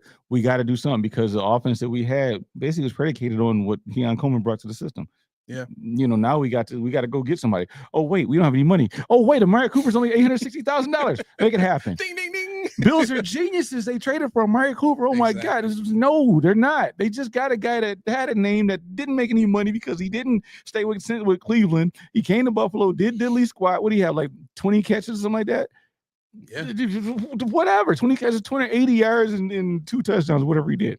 And I'm just spitballing these numbers. You guys know me better than that. I don't know what I'm talking about. But the point is, never admit that. Never admit that. He didn't do anything because I know somebody's going to at me in here. But he had 287 yards. I'm like, oh, whatever, fine. Bill me. We do got a few people in We here. do. I saw a spin, so now I'm scared. I want to get to this comment here real quick, and then we can go to like all the current stuff. Lynn says, question: what changes would Buffalo make or take if, God forbid, Allen was injured? I love this question, and here's why. If the Buffalo Bills, for some ungodly reason, fell to a Josh Allen injury, let's say it was in week 5, I think even if it was week 1 or even if it was week 14, I don't think the Buffalo Bills would do anything other than play their backup quarterback. They can't. At that point, they can't. But I can tell you what else will happen. What? James Cook be like, oh, I got a calf. Oh, all right, fellas, it's been real. It's pretty much I'm going to put my 15 mil somewhere else. I'm done. Not coming back. Yeah. You know, and that's the sad fact about it. But here's my thing though. I think even if the Buffalo, let's say the Bills had $7 million in cap space and they wanted to trade for a backup quarterback somewhere that fit within that range. Doesn't even matter what the name is. It's a viable, backup quarterback that can come in and win you, like the proverbial who's the guy that played for Minnesota that we brought here. Was that Cobb? No, not Cobb. It was like Clemens or something like that. I forgot I don't know. The guy who threw the ball to Stephon Diggs in the Minnesota Miracle. Oh, was that Case? Yeah, Case Keenum. Case Keenum. Let's say we had Case Keenum here. The Bills are going to roll with Case Keenum all day long. They are not going to go out and trade for another Case Keenum, right? And the idea behind that is the Bills do not, and when I say the Bills, I mean Sean. Sean is not going to put himself in any kind of position where he could possibly be exposed. Let's think about that for a second. Let's just let that point breathe. Sean McDermott is not going to put himself in a position where there's an opportunity for himself to be exposed. If the Buffalo Bills were to go out and get another quarterback that is considered to be a viable option to win games for your team while Josh is recovering, that now puts all of the weight and the onus on Sean McDermott to pull a Mike Tomlin and will his team to the playoffs through defense and everything else that the team can possibly offer without Josh Allen, right? If the team does not do that with a quarterback that everybody widely considers to be a guy that can still come in and win you games at this stage of his career, whoever it might be, that makes Sean McDermott look terrible. Why? Because he cannot win without an elite quarterback. Yeah. That is why we will never see what that looks like with Josh Allen being hurt. If Josh Allen is hurt, it is over. Hang it up. We are losing whatever games come after that if we are playing with a backup quarterback, because this team cannot operate at an elite level without Josh Allen. And that's because the fans were told by the team, by the masses, by itself, Pachios, people like that backup quarterbacks are not worth it anymore. They're told that, I probably not. That's right. They're told that, and that's why I looked at Brady Cook, and that's why I did a mock where I took Brady Cook, the quarterback out of Missouri, in the 6th round. That's why, because you bring back Shane Buechele, you bring back Mr. Trubisky. But the thing is, when you have a practice squad player that's not making your active roster, why bring them back? The practice squad is for us to evaluate talent. If you can't get called up when we need you, you don't need to be on my practice squad, because that's a taxi squad for when I need somebody to step up. And if I don't trust you and I got to go outside of the organization to get another, no, they don't need to be here. That's why you draft, last year it was Joe Milton with me and Mel. We're all over Joe Milton. I don't know what it was for him when he did the backflip. I think Mel was like that. But I mean, I knew Milton had his warts, and Brady Cook has his warts just coming out this year. But when I look at Brady Cook, I see him playing a style of football like Josh Allen. Is he as good as Josh? Maybe not. But who knew what Josh was at Wyoming? So Brady Cook could be that guy. Who knows? But the point is, you don't set, like you said, you don't run it back a million times. They run it back with the same players, and the same players got us nothing. We got nothing with these guys. It's time to shake it up. You said I want to shake it up. Shake it up. Yeah, for real. You got all these guys on the team making no money these days. I got an article that said, is Curtis Samuel going after this training camp? Oh yeah. Not even season, just this training camp before he even makes it to the season. Yeah. And I looked at him after, they can't cut him because he nets a loss of $3 million If they can trade him somehow, they gain $3 million. So sure, but where are you going? Josh Palmer? You got Keon Coleman and Josh Palmer? That's what you're gonna do? right. And Khalil Shakir, who you hesitate to give the ball to more than 80 times. If he's not season. Behind a 1 yard past the line of scrimmage, he ain't getting the ball. Yeah, exactly. He's got to work for it. You know how easy it would have been for him to have 1,000 yards last year if he would have got the ball at a decent distance. He only had what, 100 targets, 80 catches or something like that. Yeah, and he had what, 800 something yards. Yeah, but how many yak yards did he have? Exactly. He was like number 3 in the league in yak yardage. Yep. That means he had to work for everything he got. Literally everything. Yep. They throw him no bones. I like my bad, no bones. No. Walt says, I have a question. If the Bills had Chase and had to pay him, do you think Bean does it? Bean talks about wanting guys, but actions really show it, in my opinion. I don't see him paying that much. Look, the Bengals didn't even want to pay Chase. And I'm not gonna squash the question by saying the Bills wouldn't even draft a guy like Chase, because they didn't. But you know, they've had opportunities to draft guys like that in Brian Thomas Jr. and some of these other receivers that have come in and been great, and they just won't do it. They want the guys that are coming in here on on low draft draft stock that ran slow 40s, and they just want to be a part of a team somewhere. That's what it is. Those are the guys that Sean wants, because they're going to be willing to sit down, shut up, and just do what they're told, right? And so when you're looking at answering a question like this, I land on this point. If they're willing to pay Christian Benford, keep going. Huh? My camera died. So his thing cut off for some reason. I don't know. You're good. He's coming out. Oh yeah, I didn't have the charger plugged in. That's you're my good. bad. Yeah. Yeah. So when you look at that situation, it's like, Jody! Right. Somebody caught him in the jammas. But yeah, man, like, huh? That's what he said. He ain't plug it in. I know. I got a camera guy that's supposed to do that. He should be pausing people. Right. Look at his face.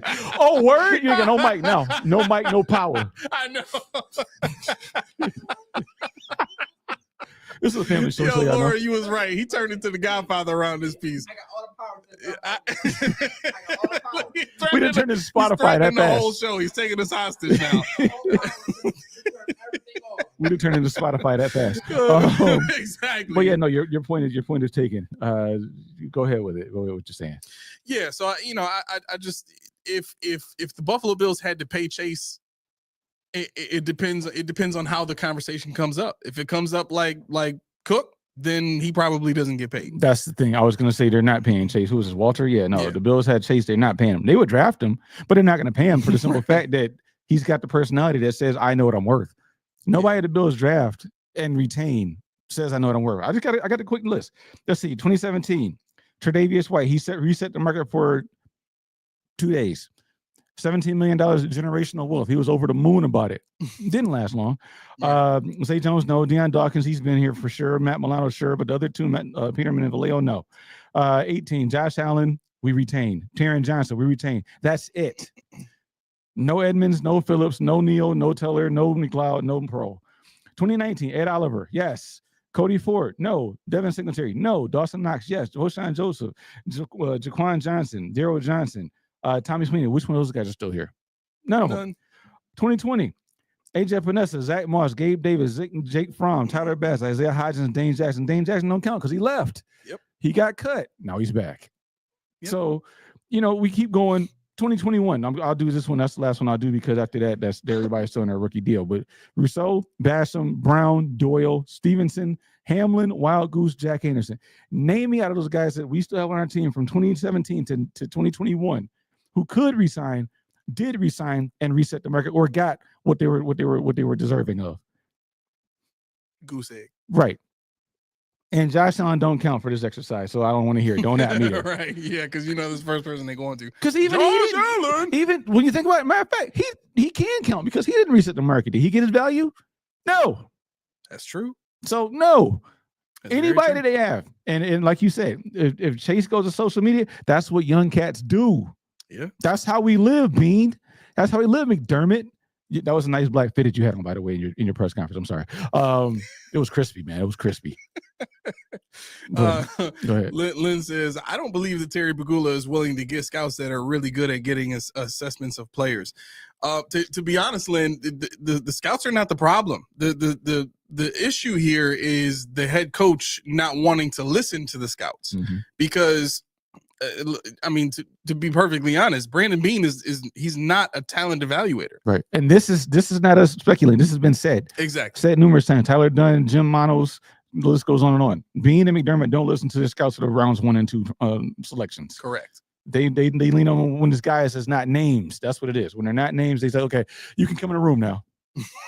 Right, exactly. We got the guys we want, the guys we trust. Right.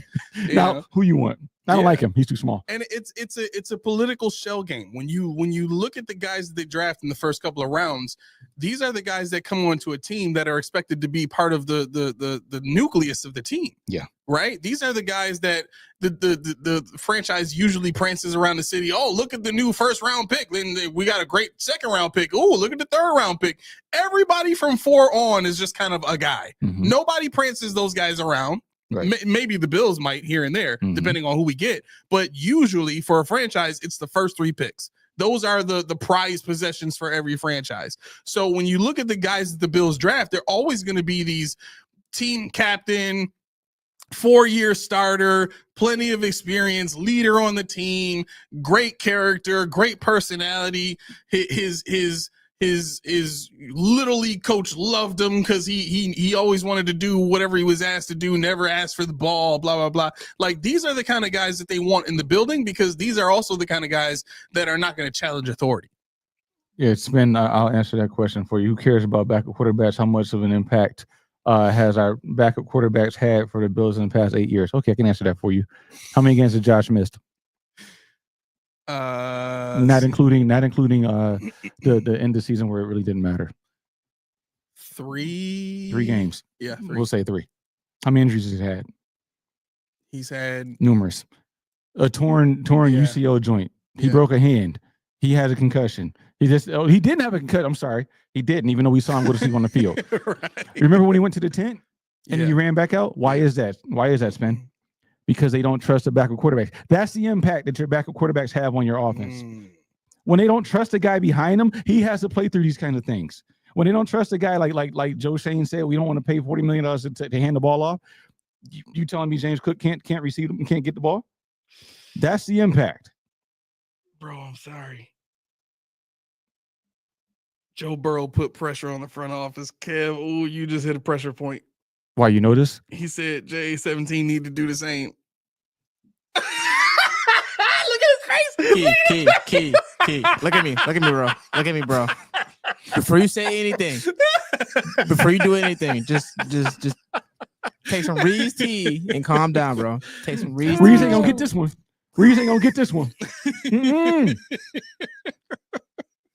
You hit the button?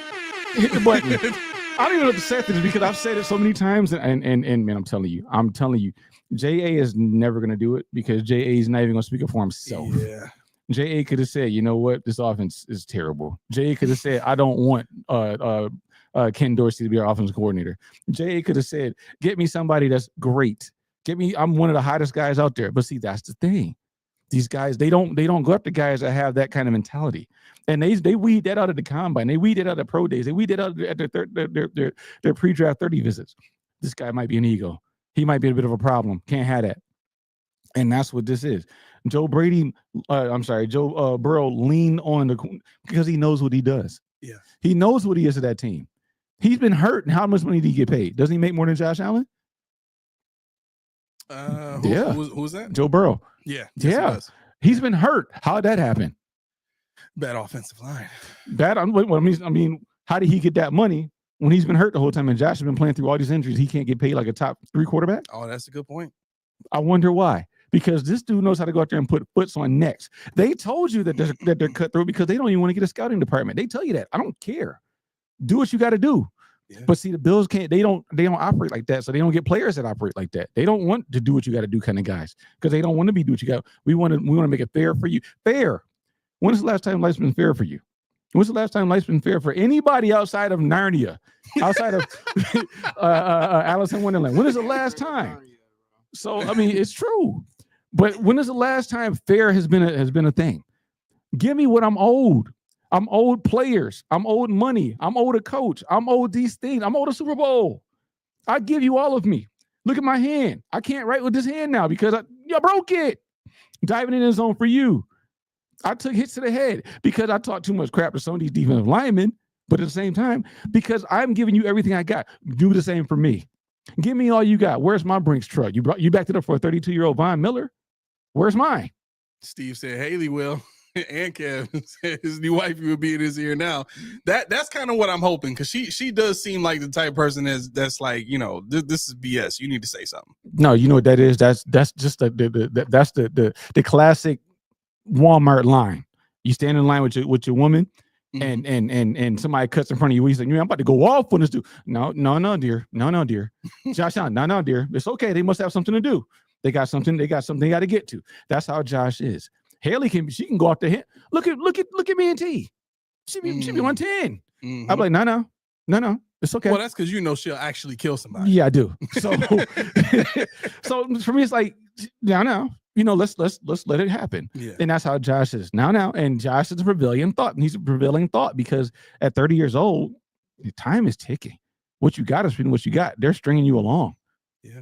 And what's $5 million? That's how I know Haley doesn't have any. What's $5 million? You think he had this conversation with her already? He ain't talked to his agent. Well, I got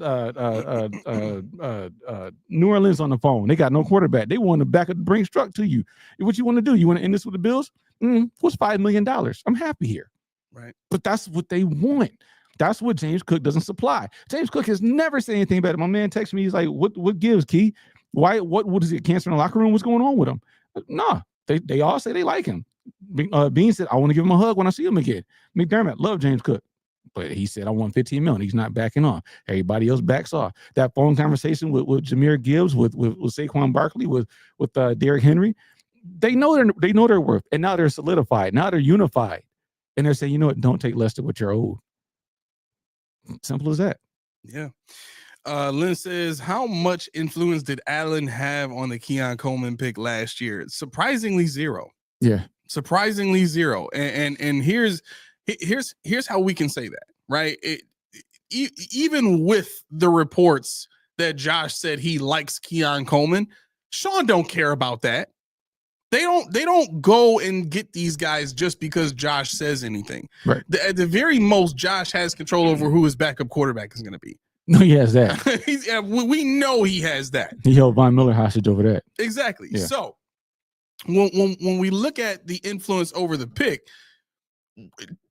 Sean traditionally likes guys like Keon Coleman anyway. It's one of the reasons why the first receiver he ever tried to get here was Kelvin Benjamin. I mean, is it a shock to anyone that Keon Coleman reminds you of Kelvin Benjamin? Like, Sean McDermott has been trying to recapture Carolina and those days of a 2015 Super Bowl appearance more than any other head coach in any other sport that had any kind of success in their history.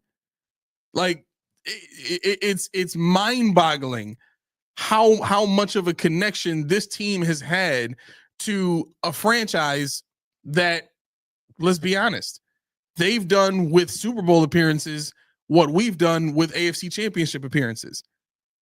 They've been to 2 and lost 2. Mm-hmm. It's the same thing we did, but they saw that as success. Why? Well, let's look at the history of the Carolina Panthers. They're a much younger franchise than the Buffalo Bills, and they have half of the Super Bowl appearances that the Buffalo Bills have in the entirety of our history. Mm-hmm. And I wanted to address Big Meech. Let me find out I got a new Bills podcast to listen to. Hey, you part of the fam now. You part of the fam. That's it. Oh, there we go. Everybody, you part of the fam. Yeah. Yo, this is just, hey, we just have fun clowning around. That's what we do. We talk a little Bills here and there. No doubt. But no, honestly, let's see. What I saw a couple. Lynn, listen, I'm very sick of people saying that McDermott is some kind of defensive genius. The defense has been the downfall of every season. Yes, I'm tired until he proves otherwise. Then the thing is, has the defense been good? Sure, but have they evolved? Have you seen a change when the players leave? You haven't. You seen him hold on to 2 safeties, and after those safeties, the whole defense fell apart. And that's what it is. Billy D doubled down and said J.A. wanted that country boy from South Carolina. He wouldn't want him. He had that raccoon. He died out like a raccoon there. I skinned him up, round him up. Somebody knows. I forget who it was. Who was it that said that? Oh, Thielen. Thielen said he has to translate for him in the meetings because what's the quarterback's name over there? Bryce Young. He doesn't understand what Xavier Legette is saying. So Thielen has to actually translate for Bryce Young what he's saying. They said, "How do you know what he's saying?" Like, I don't know. I picked it up. I'm done. Silas, what's up, brother? Yeah, no. Do I believe that James Cook is worth $15 million in window dressing? Yes, I do. Window dressing, of course. $9.5 to $10 million guaranteed. Yes, he's every bit of that. And I don't think Aramis was saying that Kelvin Benjamin and Keon Coleman were the same. He's just saying it's the same situation, same scenario, I believe. Yeah, I mean, Kelvin Benjamin doesn't have to remind anybody of Keon Coleman. I'm not saying that the two guys are similar in play style. I just mean they're similar in situation and from a standpoint of what people were saying about both receivers. Both receivers are known to be big physical guys that aren't the best route runners and don't have a lot of speed and don't get separation. Mm-hmm. Both things can be said about both guys. So there are similarities. They don't have to remind you of each other. I mean, obviously Kelvin Benjamin is 2 inches taller. Mm-hmm.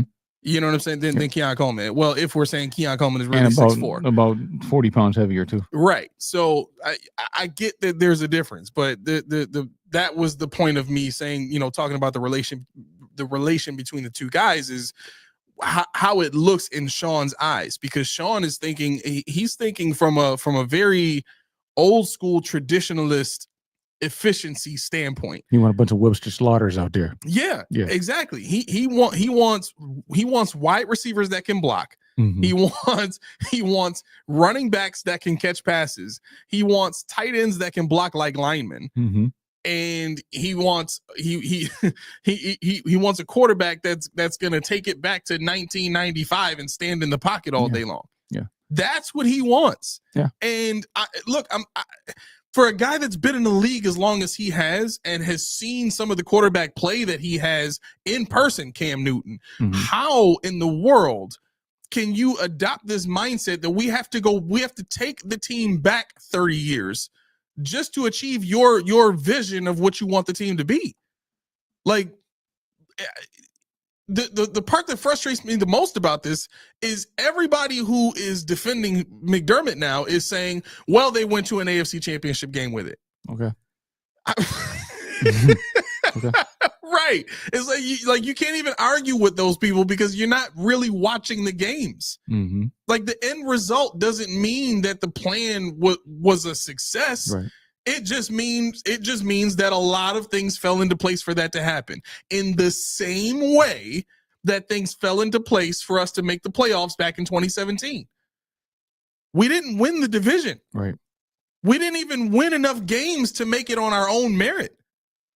So we can't look at what happened last year as we just earned our entire way there. No, Mark Andrews had to drop a pass. That's how it happened. Yep. Like, literally. Yeah, exactly. So if this was 2020 and we were bulldozing through the league, then I could say, you know what? I got to give it to them. They know what they're doing. Because in 2020, that's what I was saying. Oh, yeah. That was ridiculous. It was easy to say that was back ridiculous, then. Yeah. Right? And you and I looked at the moves that they made, and even though we didn't agree with the specific players they paid and right. drafted and all that kind of stuff, right. We saw the vision. We saw the tenured coaches on the staff that were there to help Sean develop as a head coach and make great decisions. We saw the game plan, and we loved it. Right. But then once we got to 2020 and we saw an AFC championship game, what did you and I say? Like, yo, it's happening. Right. It's about to happen. And okay, you're here. Now you know what you need. You got to go and get yourself you got to draft a number 1 receiver. This is the draft that Justin Jefferson was coming out of. You got to get yourself a number 1 receiver. Okay, they traded for one. Fine. Cool. You got your number 1 receiver. You still needed another one after that. Because, I'm sorry, Robert Foster wasn't going to be that guy. So you did that. And then you brought in who? You kept John Brown? Yeah. Cole Beasley and John Brown. Yeah. I mean, that would have worked just fine if John Brown didn't get hurt. But then the following season after that, you thought it was a better idea to bring in a 35-year-old Emmanuel Sanders. I don't want to. Who said blue cheese sucked? But anyway. right. Blue cheese do suck. I don't want to spend the rest of this episode bashing, all of the bad decisions by the Bills. It's revisionist history. I get it, but are you done? It's trash, evidently. Yeah. Okay. I wish you would disrespect Ranch like that ever again. Okay. Yeah, we're gonna unplug. Wow. I mean, he's a big ranch on salad fan. Me too. Yeah, ranch is fine for salad, but not for wings. No, I do for wings. I know you do. 100%. No, you do. You do. Well, he does it for pizza too. That's egregious. It is egregious. What? That's egregious. I don't understand. Me either. Yo, who else? Pants in the comments, please. Pizza ranch, is that a good dish to have? Keep in mind, he's the one that said that blue cheese is disgusting. Yeah, I did. Lynn said blue cheese on everything. That's one. Anybody else care to chime in? Yo, Well, wait. No, he won't. That's great. Ranch is good on pizza. Okay, Marcus. Fine. That was our way of getting Marcus. Thank you. All right, come on. We got to get through this. No, we good. We good for now. We got time? Yeah, we got time. Perfect. We got time. Beautiful. All right. Marcus says, Def not happy with McDermott. He needs to show me why he's supposedly such a great defensive mind. Me too. When he's steady getting 30 plus dropped on him by the Chiefs in the postseason. There's something about he gets the yips from when you see Andy Reid over there. He's like, oh man, that mustache. I can't unsee it. I have to pay attention to his mustache. He gets wet and melts. Right. Remember he had the bias. Remember that? He wore that. He had the man. That was ridiculous. Hey, T-Bone said ranch on pizza is okay, but not for wings, my guy. Not for wings. Kev says pizza, blue cheese, the only way. Listen here. You asked. They told you. Roy said blue cheese over ranch. Code 45. Yes. Code 45 on everything. Code 45. Heck yeah. Go ahead. Nah, I don't want to hear none of that. Where's Spence? I'm there too. Honestly, I'm there. Spence wings, no ranch, no blue cheese. I don't dip. Hey, that's where I'm at. Yeah, I don't dip either. Yeah, I don't dip none of that. I don't dip my wings. The sauce is the sauce. If I'm dipping your wings, you failed. Yeah. If I got to dip the wings, it's a problem. It's a heinous act what you put on my plate. Y'all are missing out on. We've done it. Trust me. Yep. We just don't care. Oh, you know what, Key? You know what? All right, bro. You disrespect the wing when you put ranch on it. It's not salad. It's not salad. No, I didn't. And it's definitely not pizza. You can still add ranch, like okay, but ranch is still. No, you can add ranch. Yeah, I'm not adding ranch. You have no soul. That's why you can put ranch on wings. I believe it. No, I have a soul. It's just like I just prefer. Okay. I had the blue cheese before. Okay, I love how he wasn't even insulted by me saying he has no soul. He's like, no, I have a soul. Like, no, I'm fine there. I'm never fine mind that. The soul department is. I'm secure in all that. I'm not worried about that. Listen, we talking about ranch on wings right now. All I can say is that I had blue cheese before. Okay. Okay. You live in Buffalo. We know. Did somebody tell you what blue cheese was made of, and then you stopped eating it? No, it's not that. It's just like the taste of it. It didn't. Okay. It didn't seem it, right. it didn't tickle your fancy. What? Whoa, huh?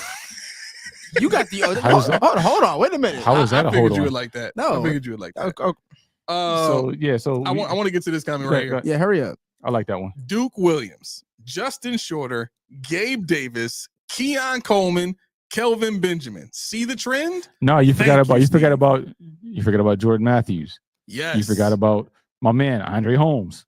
Yes. Forgot about to try out Chase Claypool. Mac Hollins. I mean, the list goes on. Steve, I like your point. So I'm not diminishing what you said at all. But I mean, we can double down and add more names to this. You know, you figure, what do we want to go? We want to go with Tyrell Shavers. We want to go. I mean, where else do we need to go with this? There's a lot of guys that they brought in, it just didn't stick and it didn't work. For whatever the case may be. Ranch on pieces, devil worship. We know. Ranch goes on salad. Yes, it does. I enjoy it. Wings get hot sauce on it. Well, yeah. I mean, I don't know if I want to put more on there. Listen, I'm all for mixing the sauces. You are. I love doing that. Yeah. Give me hot barbecue all day. Well, I'll take that. But when I get hot wings and I put more hot sauce, what kind of psychopath do you think I am? No, I think he's just trying to say like wings get hot sauce and nothing else. Yeah. Like that's it. Unless you get a Southern fried and it doesn't have any hot sauce, you just put the hot sauce. But I get that. Yeah, I get it. Yeah. Which I would love, man. That crunch with that hot sauce on that bad boy. Like, and here's the thing though, it can't be room temp hot sauce. Nah. It's got to be the hot sauce straight out the fridge. Ooh. so that you got like the heat up under the crunch when you bite into it with the cold hot sauce on top of it. Like cold hot sauce is better than warm hot sauce any day. Period. Yeah. You can't convince me otherwise. Silas, you're not gonna get past it. What kind of wings, my guy? What do you do with your wings? I know he tried to skip over it. He did. He's talking about facts. He's talking about 2020, and we're talking about facts, and we're talking about wings. No, 2020 was a year that the Bills went to the AFC Championship game. The off season leading up to that season, they traded for Diggs while he got hurt in New Orleans in 21. Miller in 22. 4 guys, 23 all starters. What are you trying to say, my man? So 2020. Okay, so let me read that again. 2020 was the year that the Bills. Yeah, that's right. That's the year Diggs came. Off season leading up to that was they traded for Diggs while White got hurt in New Orleans. Yes, in 21, Miller in 22, 4 guys, 23. So he's saying that's why the defense wasn't good, I believe, because we had injuries. I don't know. You laughing at Laura's point? Yeah. Right. Laura said, "Who led you astray, Junie?" Yes. He tight. He mad. Yeah. All right. You about to crash out? You asked. You said, fans, put it in the comments. They did. Hush. When did you hold on? Who gave this dude the power? I don't know. Like, Me. We gave this man his own room, and now he just took setup. over the world. Listen, I control the cameras. I control the setup. I control pretty much anything. Like, shut all this business down. All right. Silas said Without hot wings me. fried hard with blue cheese. All right. In New Jersey, still blue cheese. What say you, my boy? What say you? About to crash out, yo. I know. Just take the camera off you when you crash out. Nobody wants to see it. No, y'all don't see me tear this whole thing apart. Spin says early on, Bills wanted big wide receivers for Allen over the speedy ones because Allen's accuracy wasn't what it is in his first couple of years. Mhm. So the contested catch guys was the route to go. That is That's right. True. That is actually what, So what that's happened what they now? said. Yeah, exactly. Right. What's the why do it now? The Bills and obviously, I'm talking about Sean and Bean. They've traditionally been 2 to 3 years ahead of where the fans are. So anything that's getting reported by the team, the Bills are a couple of years, if not 3 years ahead of that in terms of moves that they plan on making, right? And the reason I bring that up is when you look at where the Bills were with Stephon Diggs, they knew they would eventually be in a place where the offense was going to change. Right now, I'm not saying they knew that Dorsey would be a failure, but I think they knew when they hired Dorsey that the offense was going to eventually change because Dorsey was trying to hold the Super Bowl window open just a little bit longer when he first got the job. Mhm. Then it turned into, okay, what are you comfortable coaching, Dorsey? Here's what I want to see in my offense. What do you like? Well, I can give you what you want on offense if we run a 12. Yep. All right, let's do it.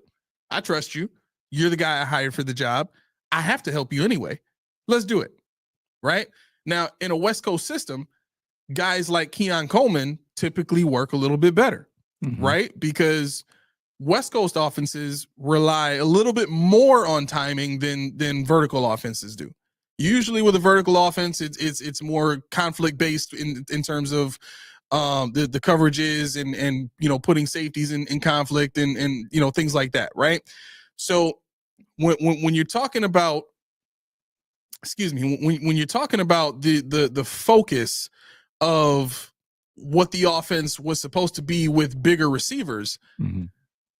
the reason you go away from what we had in a Cole Beasley, a man beater, a Steph Diggs, a man beater, some of the other receivers that we've had here, man beaters, and you go for these bigger guys, it's because you're changing your system, right? That's the reason for the change now. And I understand that, but I still think even in a West Coast offense, you still need somebody that keeps the defense honest.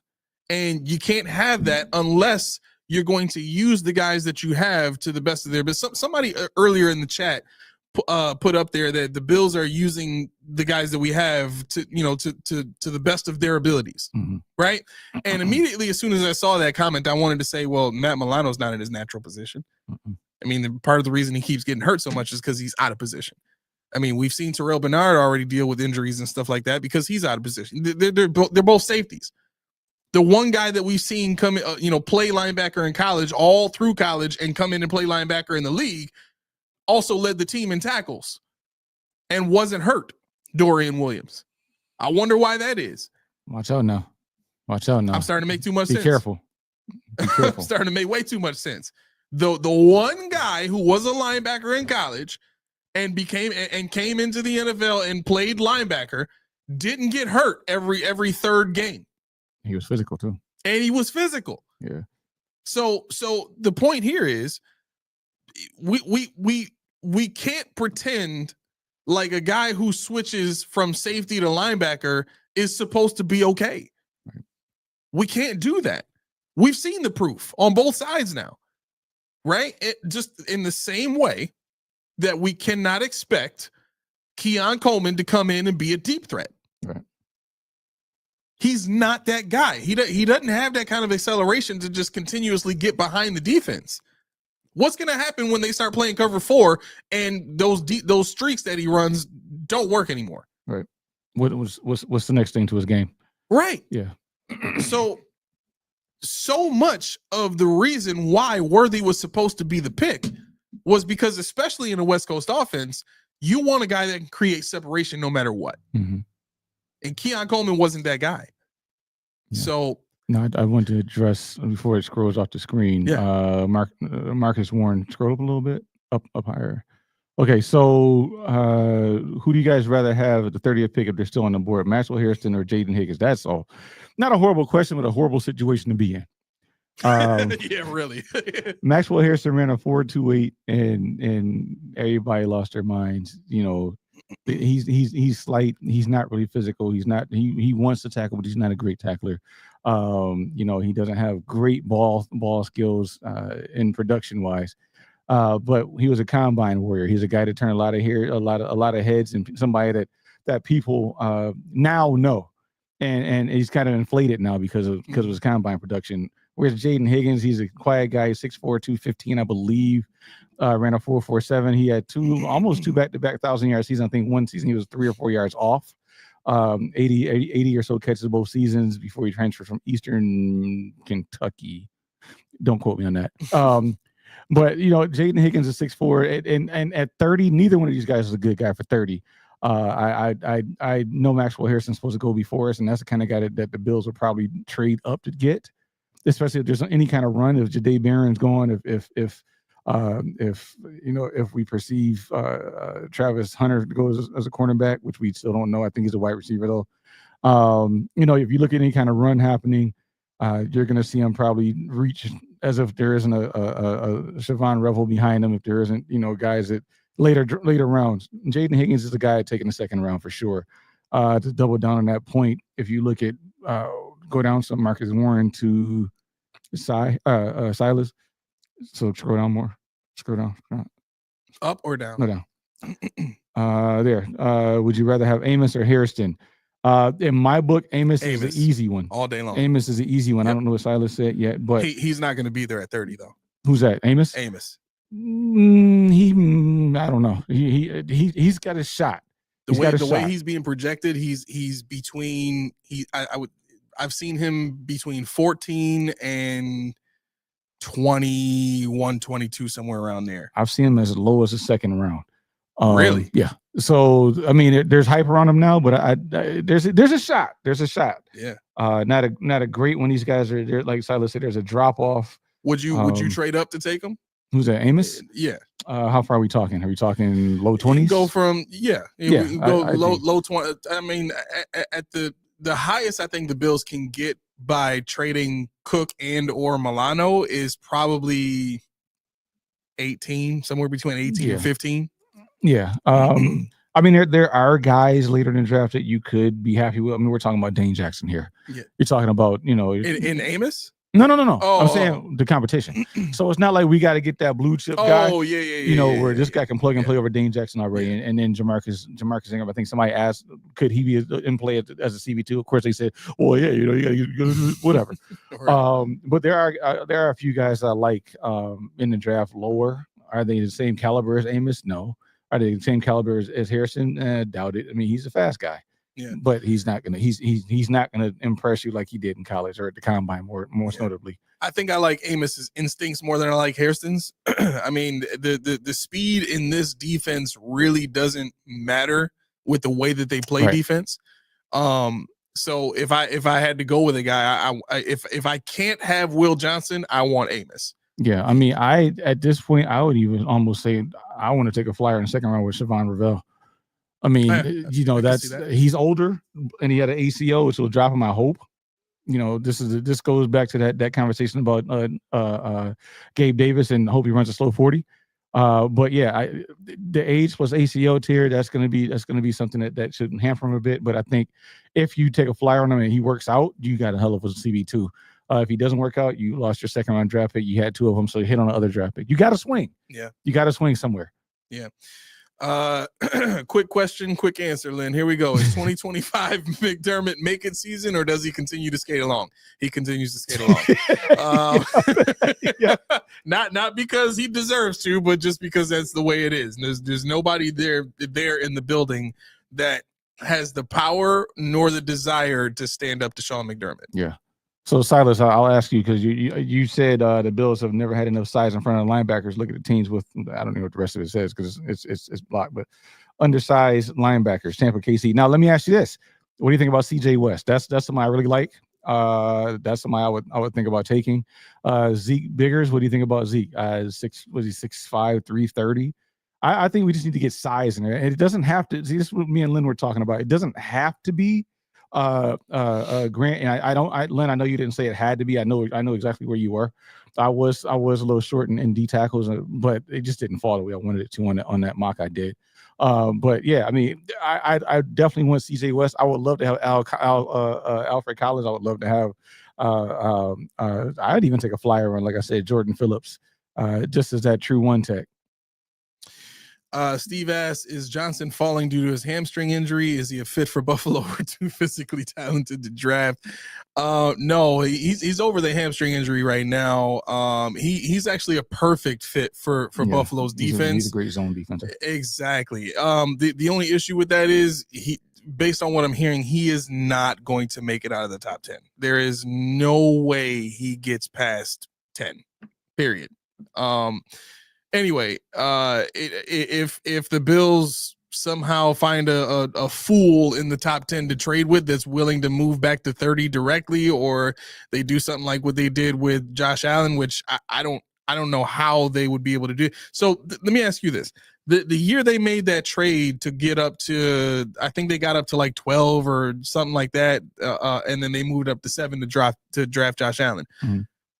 That they had 2 first-round picks that year, correct? Yep. Okay. So, and yeah, that was the year they traded Cordy Glenn to get back into the first round. So they had Cordy Glenn and whoever it was to get back, and then they traded. Yeah. Okay, so they traded. So what did they do? They took their second pick and Cordy Glenn to move up inside the late first round, right? Yeah, I believe so. Yeah. And then from there, they packaged picks together to move up to 12, and then again to somehow 7. to get to 7. Yeah. Okay. Well, then that actually gives me a little bit of hope, because you got a Matt Milano and a James Cook. I think either one of those guys paired with the second round pick could get you into the late first round. No, the problem with that is how you're going to afford it. That's their problem. How you going to afford two first round draft picks? Money wise? Yeah. Well, if you trade Milano and Cook, that should give you enough space to pay your first round rookie.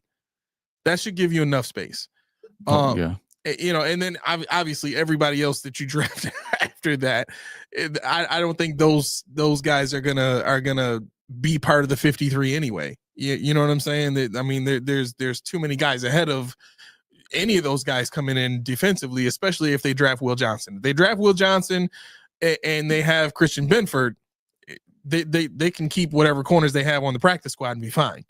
You know what I'm saying? The safeties that they have they're already on the team. You know what I mean? The only roster spot that might be available is defensive tackle. Yeah. The Bills have a bunch of guys ahead of that guy too. I had to swallow hard when you said the safeties are already on the team, but whatever. I know, I get it. Yeah. I get it. Where we are, Silas. Naki, we need a bona fide CB1 to pair with Benford, Noel Williams, and Zav Frazier. Zav Frazier is 25 years old at the time of the season, so he's an old soul. He's 6'4", I think 6'4", about 190 pounds, something like that. Wait, why do we need a CB1? We just extended him. He's not buying it, I guess. That's kind of my point. Yeah. That's kind of my. There's still people saying that Benford is not a CB1. Yeah, I mean, Noel Williams he's okay. Noel Williams is okay, but there's a reason why he's not going to be in the first 3 rounds or the first 2 rounds. Yes, Roy, if you guys are interested in us doing one, I would definitely do them for you. I do them on my own, and sometimes I'll post them. That's why Lynn hated on me earlier. No, Lynn, I got to mess with you. But no, I posted one on the post page. Let me know. As a matter of fact, scroll over there and see what you think. I'm light on D tackle, but I actually like how that one fell. Let me see here. Sal says, watch the replay of Ravens playoffs. They ran They ran the ball down our throats the whole third quarter. Better shore up the middle of the I knew it. Yeah, I knew it was coming too. Listen, I was trying to make eye contact. That. Sal said it. Well, tell him I said pause. I think he heard you. and you too, because you repeated it. I think he heard you though. All right, Good. fair enough. Good. Fair enough. Yeah. Look, that's the part that's crazy about this in the scenario that we were just talking about is if the Bills do move up to get a guy, obviously that rookie is going to get paid higher, right? But you still need a defensive tackle. Mm-hmm. And you need a guy that's going to come in and be, what Daquan Jones was his first season here. And Silas took it, and he said that one name I've been saying the whole time, Mr. Ole Miss JJ Pegues and Jamari Caldwell. Pegues, absolutely. Let me get that. Or Jamari Caldwell. Tyleek Williams, I mean, if he fell, cool, but I think he's gonna be a little too high for what I need. But like I said, haven't gotten that deep into it. But who's JJ? JJ Pegues. Remember I told you the 6'4", 325-pound D tackle that plays fullback, that plays running back. Yeah. That's okay. JJ Pegues, and I think you have him in the 5th round. Jamari Caldwell is 6'1", 340. He needs to lose weight. He needs to lose weight. Like I you know how I am about body composition. I'll say leave him be, but no, he needs to hit a weight. I'm not a fan of 6'1" D tackles. I just in general. My 6'1" D tackle is Jordan Phillips, because he's 6'1", 313. He's a power lifter. He's a wrestler, so he knows leverage. He knows to get low, and McDermott likes that. So I could see him, even though he doesn't really have marketable talent yet. Mm-hmm. He's just strong, and you can't move him, which is kind of what you need with Ed Oliver next to him. But no, Pegues and Jamari Caldwell, yes. All right. And I'll segue that, Billy D. You know where we're going here. Yes, Billy D. That's where I was going to go. We're going to talk about your guy Desmond Watson just for a second here. Watson has pro day. He's 6'4", 464. 6'4", yes, you read that right. 464. 464. How? He just kind of stands there. Where's number 21, which makes it look even worse. He actually does carry the ball from time to time. How is he not on my 600-pound life? Because he's too busy repping out 36 reps on a 225-pound bench press. You love it. You love the reps, bro. Yes. You love the reps. He had a 25-inch vertical jump at 464. That's not bad at all. For 5'9", 340, that's not bad at all. His versatility, like I said, he played running back at times. He can be a fullback on any offense. James Cook, he liked that. I don't think what's his name? Connor McGovern would love that, having 464 cleat marks on his back. But neither here nor there. So I mean, the thing is, if you're talking about 400 pounds, and I don't honestly, I don't think he's going to get drafted. If he does, it's going to be like 7th rounder, and we can trade next year's 6th and get a 7th this year. I'm sure. Okay. And let's do it if you have to. All right, here you go. This is for you. Who would you prefer we take at pick 30? At 30, my biggest want, honestly, if we could get, it depends on how it falls. If I could get my perfect scenario, I would probably take if I had to take 30, if I just got whatever I wanted, I would probably say give me, I don't know. I want to say Golden, but I really like Bond too. You know, if I can get one of them, it would be Isaiah Bond. But you know, cornerback wise, like we talked about with Silas earlier, I would definitely take my Trey Amos. There's a lot of different guys I'd be happy with, but the guys that I'm happy with won't make it to 30. I'm pretty sure. I would take Amos or Eamon Worry. You would take Eamon Worry. Yeah. No, 100%. Let me change it. What? No, I can get anything I want. Well, not literally. I mean, no, it's not going to be Will Johnson, realistic. but I'm saying I can have whatever I want. Yeah. Give me Malachi Starks. Give me Malachi to Georgia. The safety, ball hawking safety. Let me get that off you. Let me get it off you. Okay. You know, and I'll take the cornerback later. Projected around that. Heck no, he's going to be like teens. But if he falls, I actually did a mock.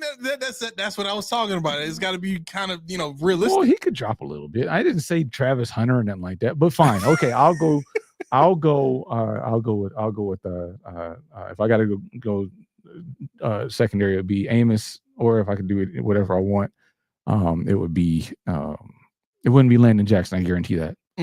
No, definitely please not. No. no more Greg Rousseau. Silas, what's going on, bro? He says trade Milano and start Williams, please. No, thank you. Trade Milano and start Williams is a bad idea. I thought he liked Williams. I thought he did too. I would do that. Apparently, he loves Milano much more. I would do that as well. I don't know. At some point, we got to move on. Yeah. I totally agree with the move on point. I mean, how much more do we need to see from Williams to think that he can handle the job? Spin, I'll let you know right now. I didn't say it. This time it wasn't me. Benford is a bona fide top 5. I didn't say that, but I didn't say he's not a CB1. Right now, he's top 10. Right now, we looked at it. He's top 10. But I'm not going to say that. I'm not going to say he's not a CB1. Do I believe he is? I mean, he's not the one I like, but you know, I'm glad to have him on the team.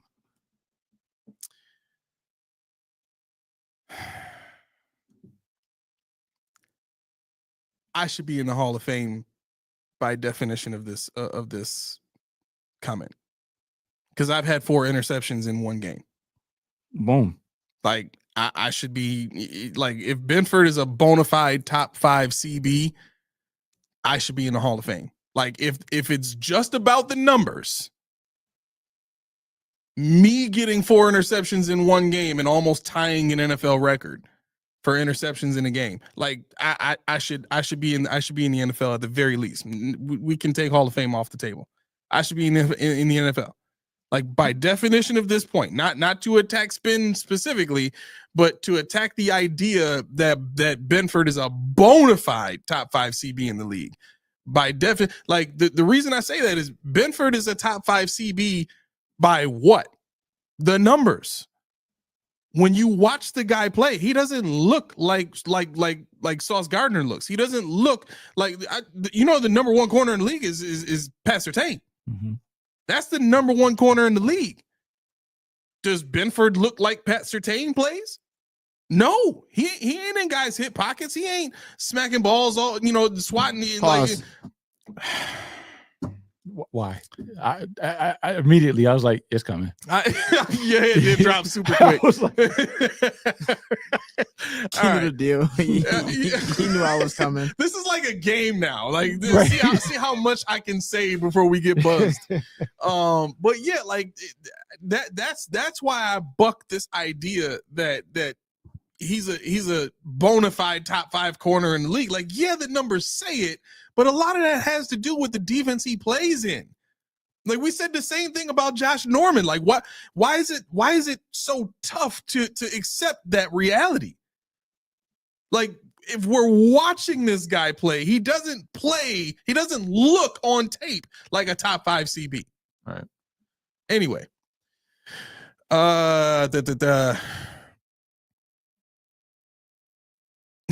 Silas said, please go watch Caldwell move on the field. He's got ballerina feet. He does. He actually does. Really? He just doesn't. He's just sloppy looking right now. I mean, he is actually nimble. He's actually really a really nice player. I take him, 100% take him. I think that's another situation we talked about with Kenneth Grant, where we talked about, Mason Graham and Josiah Stewart, how they got off. Was he a product of them, or were they a product? Because you got Josiah Birch, you got Derek Harmon over there in Oregon, or flanking this guy, and this guy's making them top 20 prospects this year's draft. So it goes hand in hand. Bernard is my guy. So Spin said, Spin got some comeback on him. He said Surtain got burned by our bum wide receivers in the playoffs. I'll take it. Look, every corner has made a mistake at one point. I mean, it's not to say like Revis is giving up. Revis used to get destroyed by Stevie Johnson, and Stevie Johnson was not thought of in the NFL as a top 5 wide receiver. It's not. Stevie by no means was a bum, but nobody would look at Stevie's resume coming into the NFL and say Darrelle Revis needs to prepare for that guy. Right. Nobody would say that, but consistently, that's one of the things I loved about Stevie so much is Stevie came in and defied all the laws of gravity, all the laws of physics, all the laws of reality. Like, he came in as a 7th round draft pick and just tore the league up for 3 seasons. Mm-hmm. Like, you wasn't stopping that dude. And and not only did he destroy the league, but he destroyed the league's best cover guy. Right. Junior, you have a friend. Just so you know, you have one friend. Who? A singular friend. If y'all revoke Junior's mic, I'll feel sad. It's hilarious. Oh. He keeps his mic. He keeps his mic. Right, yeah. Don't worry. I will keep my mic. For now. No, ain't no for now, forever. Well, you have a nice mic when it's not plugged in anything. It's all right. Oh my gosh, we've created a monster over there. I got a voice in a chest. I'll say Your room is soundproof. We can't even hear you outside here. Here comes Silas. Here we go. Benford is 1000% a top 5 corner. What doesn't he do at an elite level besides stay healthy? I mean, do we need to talk about his man cover numbers? I mean, there's a reason PFF put him up as the best zone corner, right? I mean, you telling me he's elite. Here's PFF saying he's 50% elite. And that's not to say that he can't cover man at all. Everybody can cover man. He's just not elite at it. Right. That's all it is. It's not saying, I'm not saying he's trash. And okay. Cook is we consider James Cook a good running back, if not a great running back in the NFL, right? Mm-hmm. He's top 10. Right? Mm-hmm. I don't think it's bad to say that. I would say Benford is probably closer to top 10 than he is top 5. But the numbers are what say he's top 5. Oh, what did Walter say? Just highlight it. You can read it. Okay, there you go. He said, I find it funny that people want to trade the player that shows up against the Chiefs, but are adamant about signing a player that can't stay on the field against the Chiefs. Bro, that Walter is on point tonight. What you know what? I can't give you the Dookie Juice award. No, don't do that. Yeah, that's for bad stuff. That's for bad stuff. Silas said PFF. Come on, y'all. PFF said Tyrell Dodson was the Bills' best linebacker in 2023. He was. Right. No. Because this is proving my point.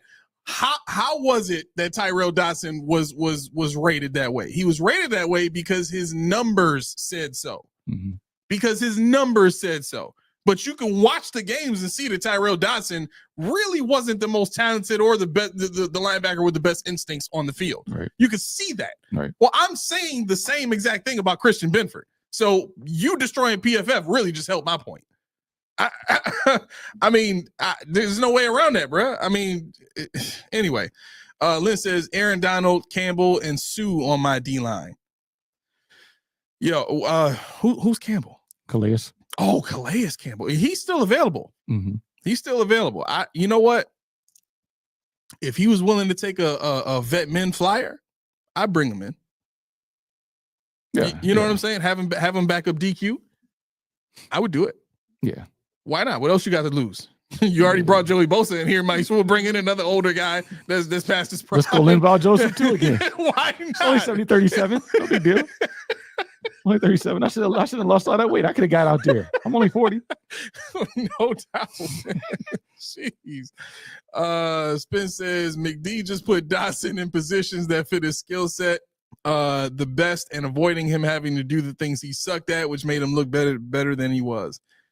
Look, if you think that's not what he's doing with Christian Benford, y'all just helping my point. Like the more y'all try to defend Benford, the more y'all help my point. I think we should just leave it be. We probably shouldn't use Dodson anymore because it's a slam dunk. Definitely not. Dodson got a contract off of playing our defense. A good one. He too. got a good contract, and then got his whole position stolen by Ernest Jones. Oh, Ernest Jones that played against us 3 times in one season. On 2 different teams. Oh my god! Great. Oh man, it's 8:36. How late we staying here, bro? Now we can. You know, while we were doing this, I actually, man, these comments are popping. Though. I'm loving it though. This is. But guess what? What you doing Friday? Friday. It depends because we've been talking about starting the marriage podcast back up. Okay. So if all the stuff for the set is here by then, we might do that. But what you got going on? I thought we were going back to 2 shows a week. We are really? Yeah, remember? I didn't think we were starting that soon. I know you said there was like 3 weeks in April. Well, no, the first week in April, I said we were going to do 3 shows a week. I said I can do it again. Oh, my heart. So I mean. That's right. Pump it up. That's the weakest applause button ever. It was comical. No, that was perfect. It was there. It was like 12 people over there. That's everybody you work with in the break room. Right, that's it. Hey, what we clapping? Right. Over here. I'm over here. You know, I was doing my grocery list while you were making your last point, and I forgot. I need to add that Reese tea to the list. Oh, you got to. Reese. I was just about to bring that up, bro. But please, man, go ahead and tell these guys that. Why do they want it? Yeah, please tell them. Is it not because it's 1 part refreshing? Nope. Is it not because it's 1 part delicious? Nope. Is it not because it's 2 parts healthy? Nope. Is it not only that there's 4 ingredients in this recipe? Nope. Oh man, well I don't know what it is because you can get this deliciousness in a case or in a visual form. Don't get the individual. Get yourself a case. Have some for now and a little more for later. But what do I know? Try for yourself. Reese tea. Head on over. You won't be disappointed. Reese tea. Tell them who sent you. Post Podium Podcast. No doubt. That was my Billy D. Williams voice. Y'all like it? I love it. Wait. I gotta get my Billy D. Where's that? Oh, not those misrhymed. Don't you ever do that again. Remove that again, bro. Remove it. Hot sauce ago. Yes. Look at him. He broke the 4th wall on him. Yeah. He broke the 4th wall. Yes, sir. How can I help you? If I ever have to hear that again, I will strictly remove that from your device immediately. You just gonna pull my cord? Oh, That's yes, messed I'm gonna pull your cord. That's messed up. All right. So let's do. All right. So look. I don't know if you guys noticed in this episode, but we ain't had no glitches. We ain't had none of that. Everything has been smooth sailing. Everything has worked the way it was supposed to work. Not for you to say. It's for them to say at home. Do you know why? It happened that way? Because my guy, right there. Bam, right there. High Mike, high tech. My man, Rich, came through, took a look at the computer, found a solution super quick, fixed that bad boy. Like, you fixed, like, the whole thing was done in like 10 minutes. You know what it was? He said, "You guys slander McDermott, it's not gonna work." But you didn't today, so it's gonna work. Right. He said, let there be technology. Ta-da. That's how he does it. He what he did is when he built the computer, he installed a little kill switch in there to mess me up whenever I start talking about Sean. Yeah. Flicker. But listen, if you guys have any issues with your technology, he's fixed my PlayStation controller before. He's fixed all kind of stuff, and he built me 2 computers. My ones too. Stop throwing it. He give it to me. I'll take it to him. Yeah, please. He's upgraded laptops for me. This guy can do it all. He does installations. He does everything you can think of that deals with some kind of technology and fixing it or installing it or building or whatever. This is the guy you want to see. How old is Rich? I don't know. Can Rich program a VCR? I think he's a little bit younger than me, though. That's crazy. Can you program a VCR? Absolutely. You better be able to.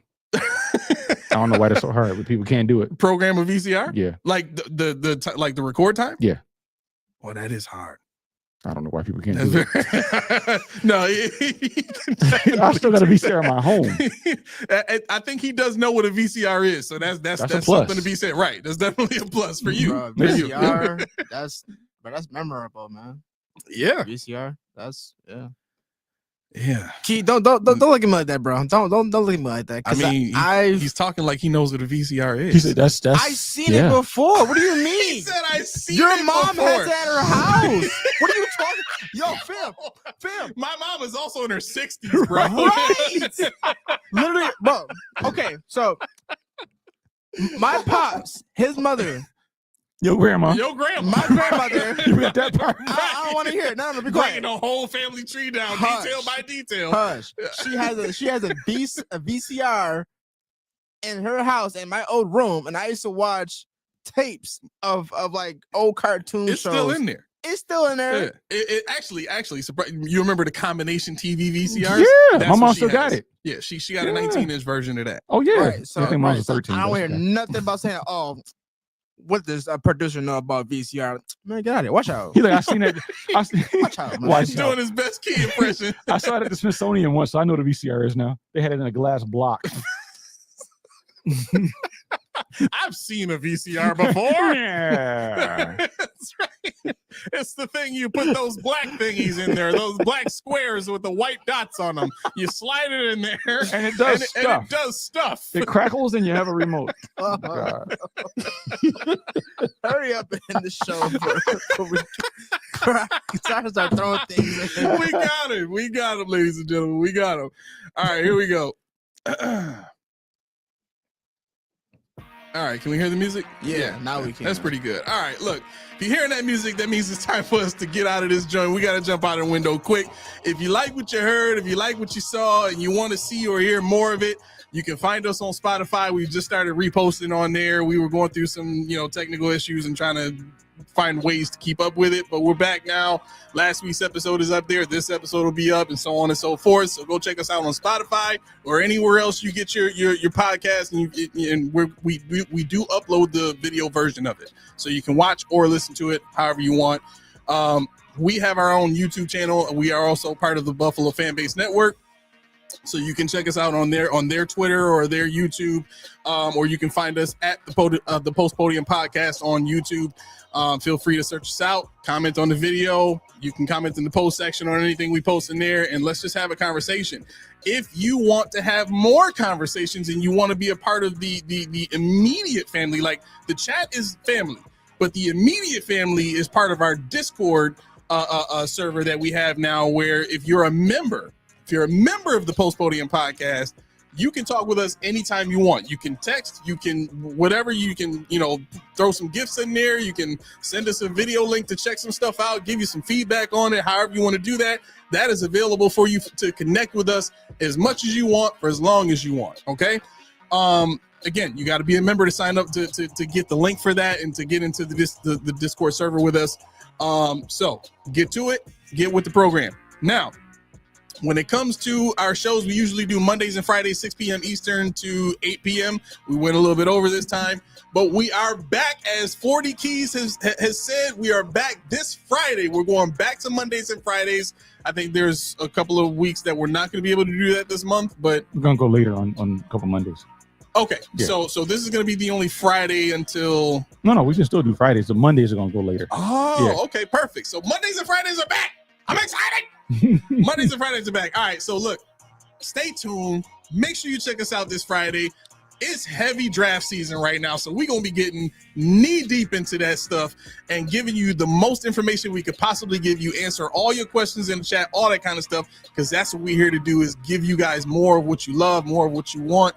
And look, if you like it, if you love it, give us a like, give us a subscribe, hit that bell, make that thing ring-a-ling-a-ling, so that you can get notifications when we send notifications, like everything I just gave you here. All the links for everybody that we talked about here, Reeves T, High Mike High Tech, which is Rich's IT company, all of that stuff is in the description of the video. We also have merch available, as you can see in the overlay here that we have. There's merch available. That link is in the description of this video as well. Make sure you check all that stuff out. We love y'all. Thank y'all for being patient with this closeout, and we will see y'all on Friday. This has been the Post Podium Podcast, home of the All Truth, No Sodium takes. I have been your co-host, Aramis. 40 Keys. And for the Ayo producer. And for the Ayo producer. That's right. All right. We will catch y'all on Friday. Peace.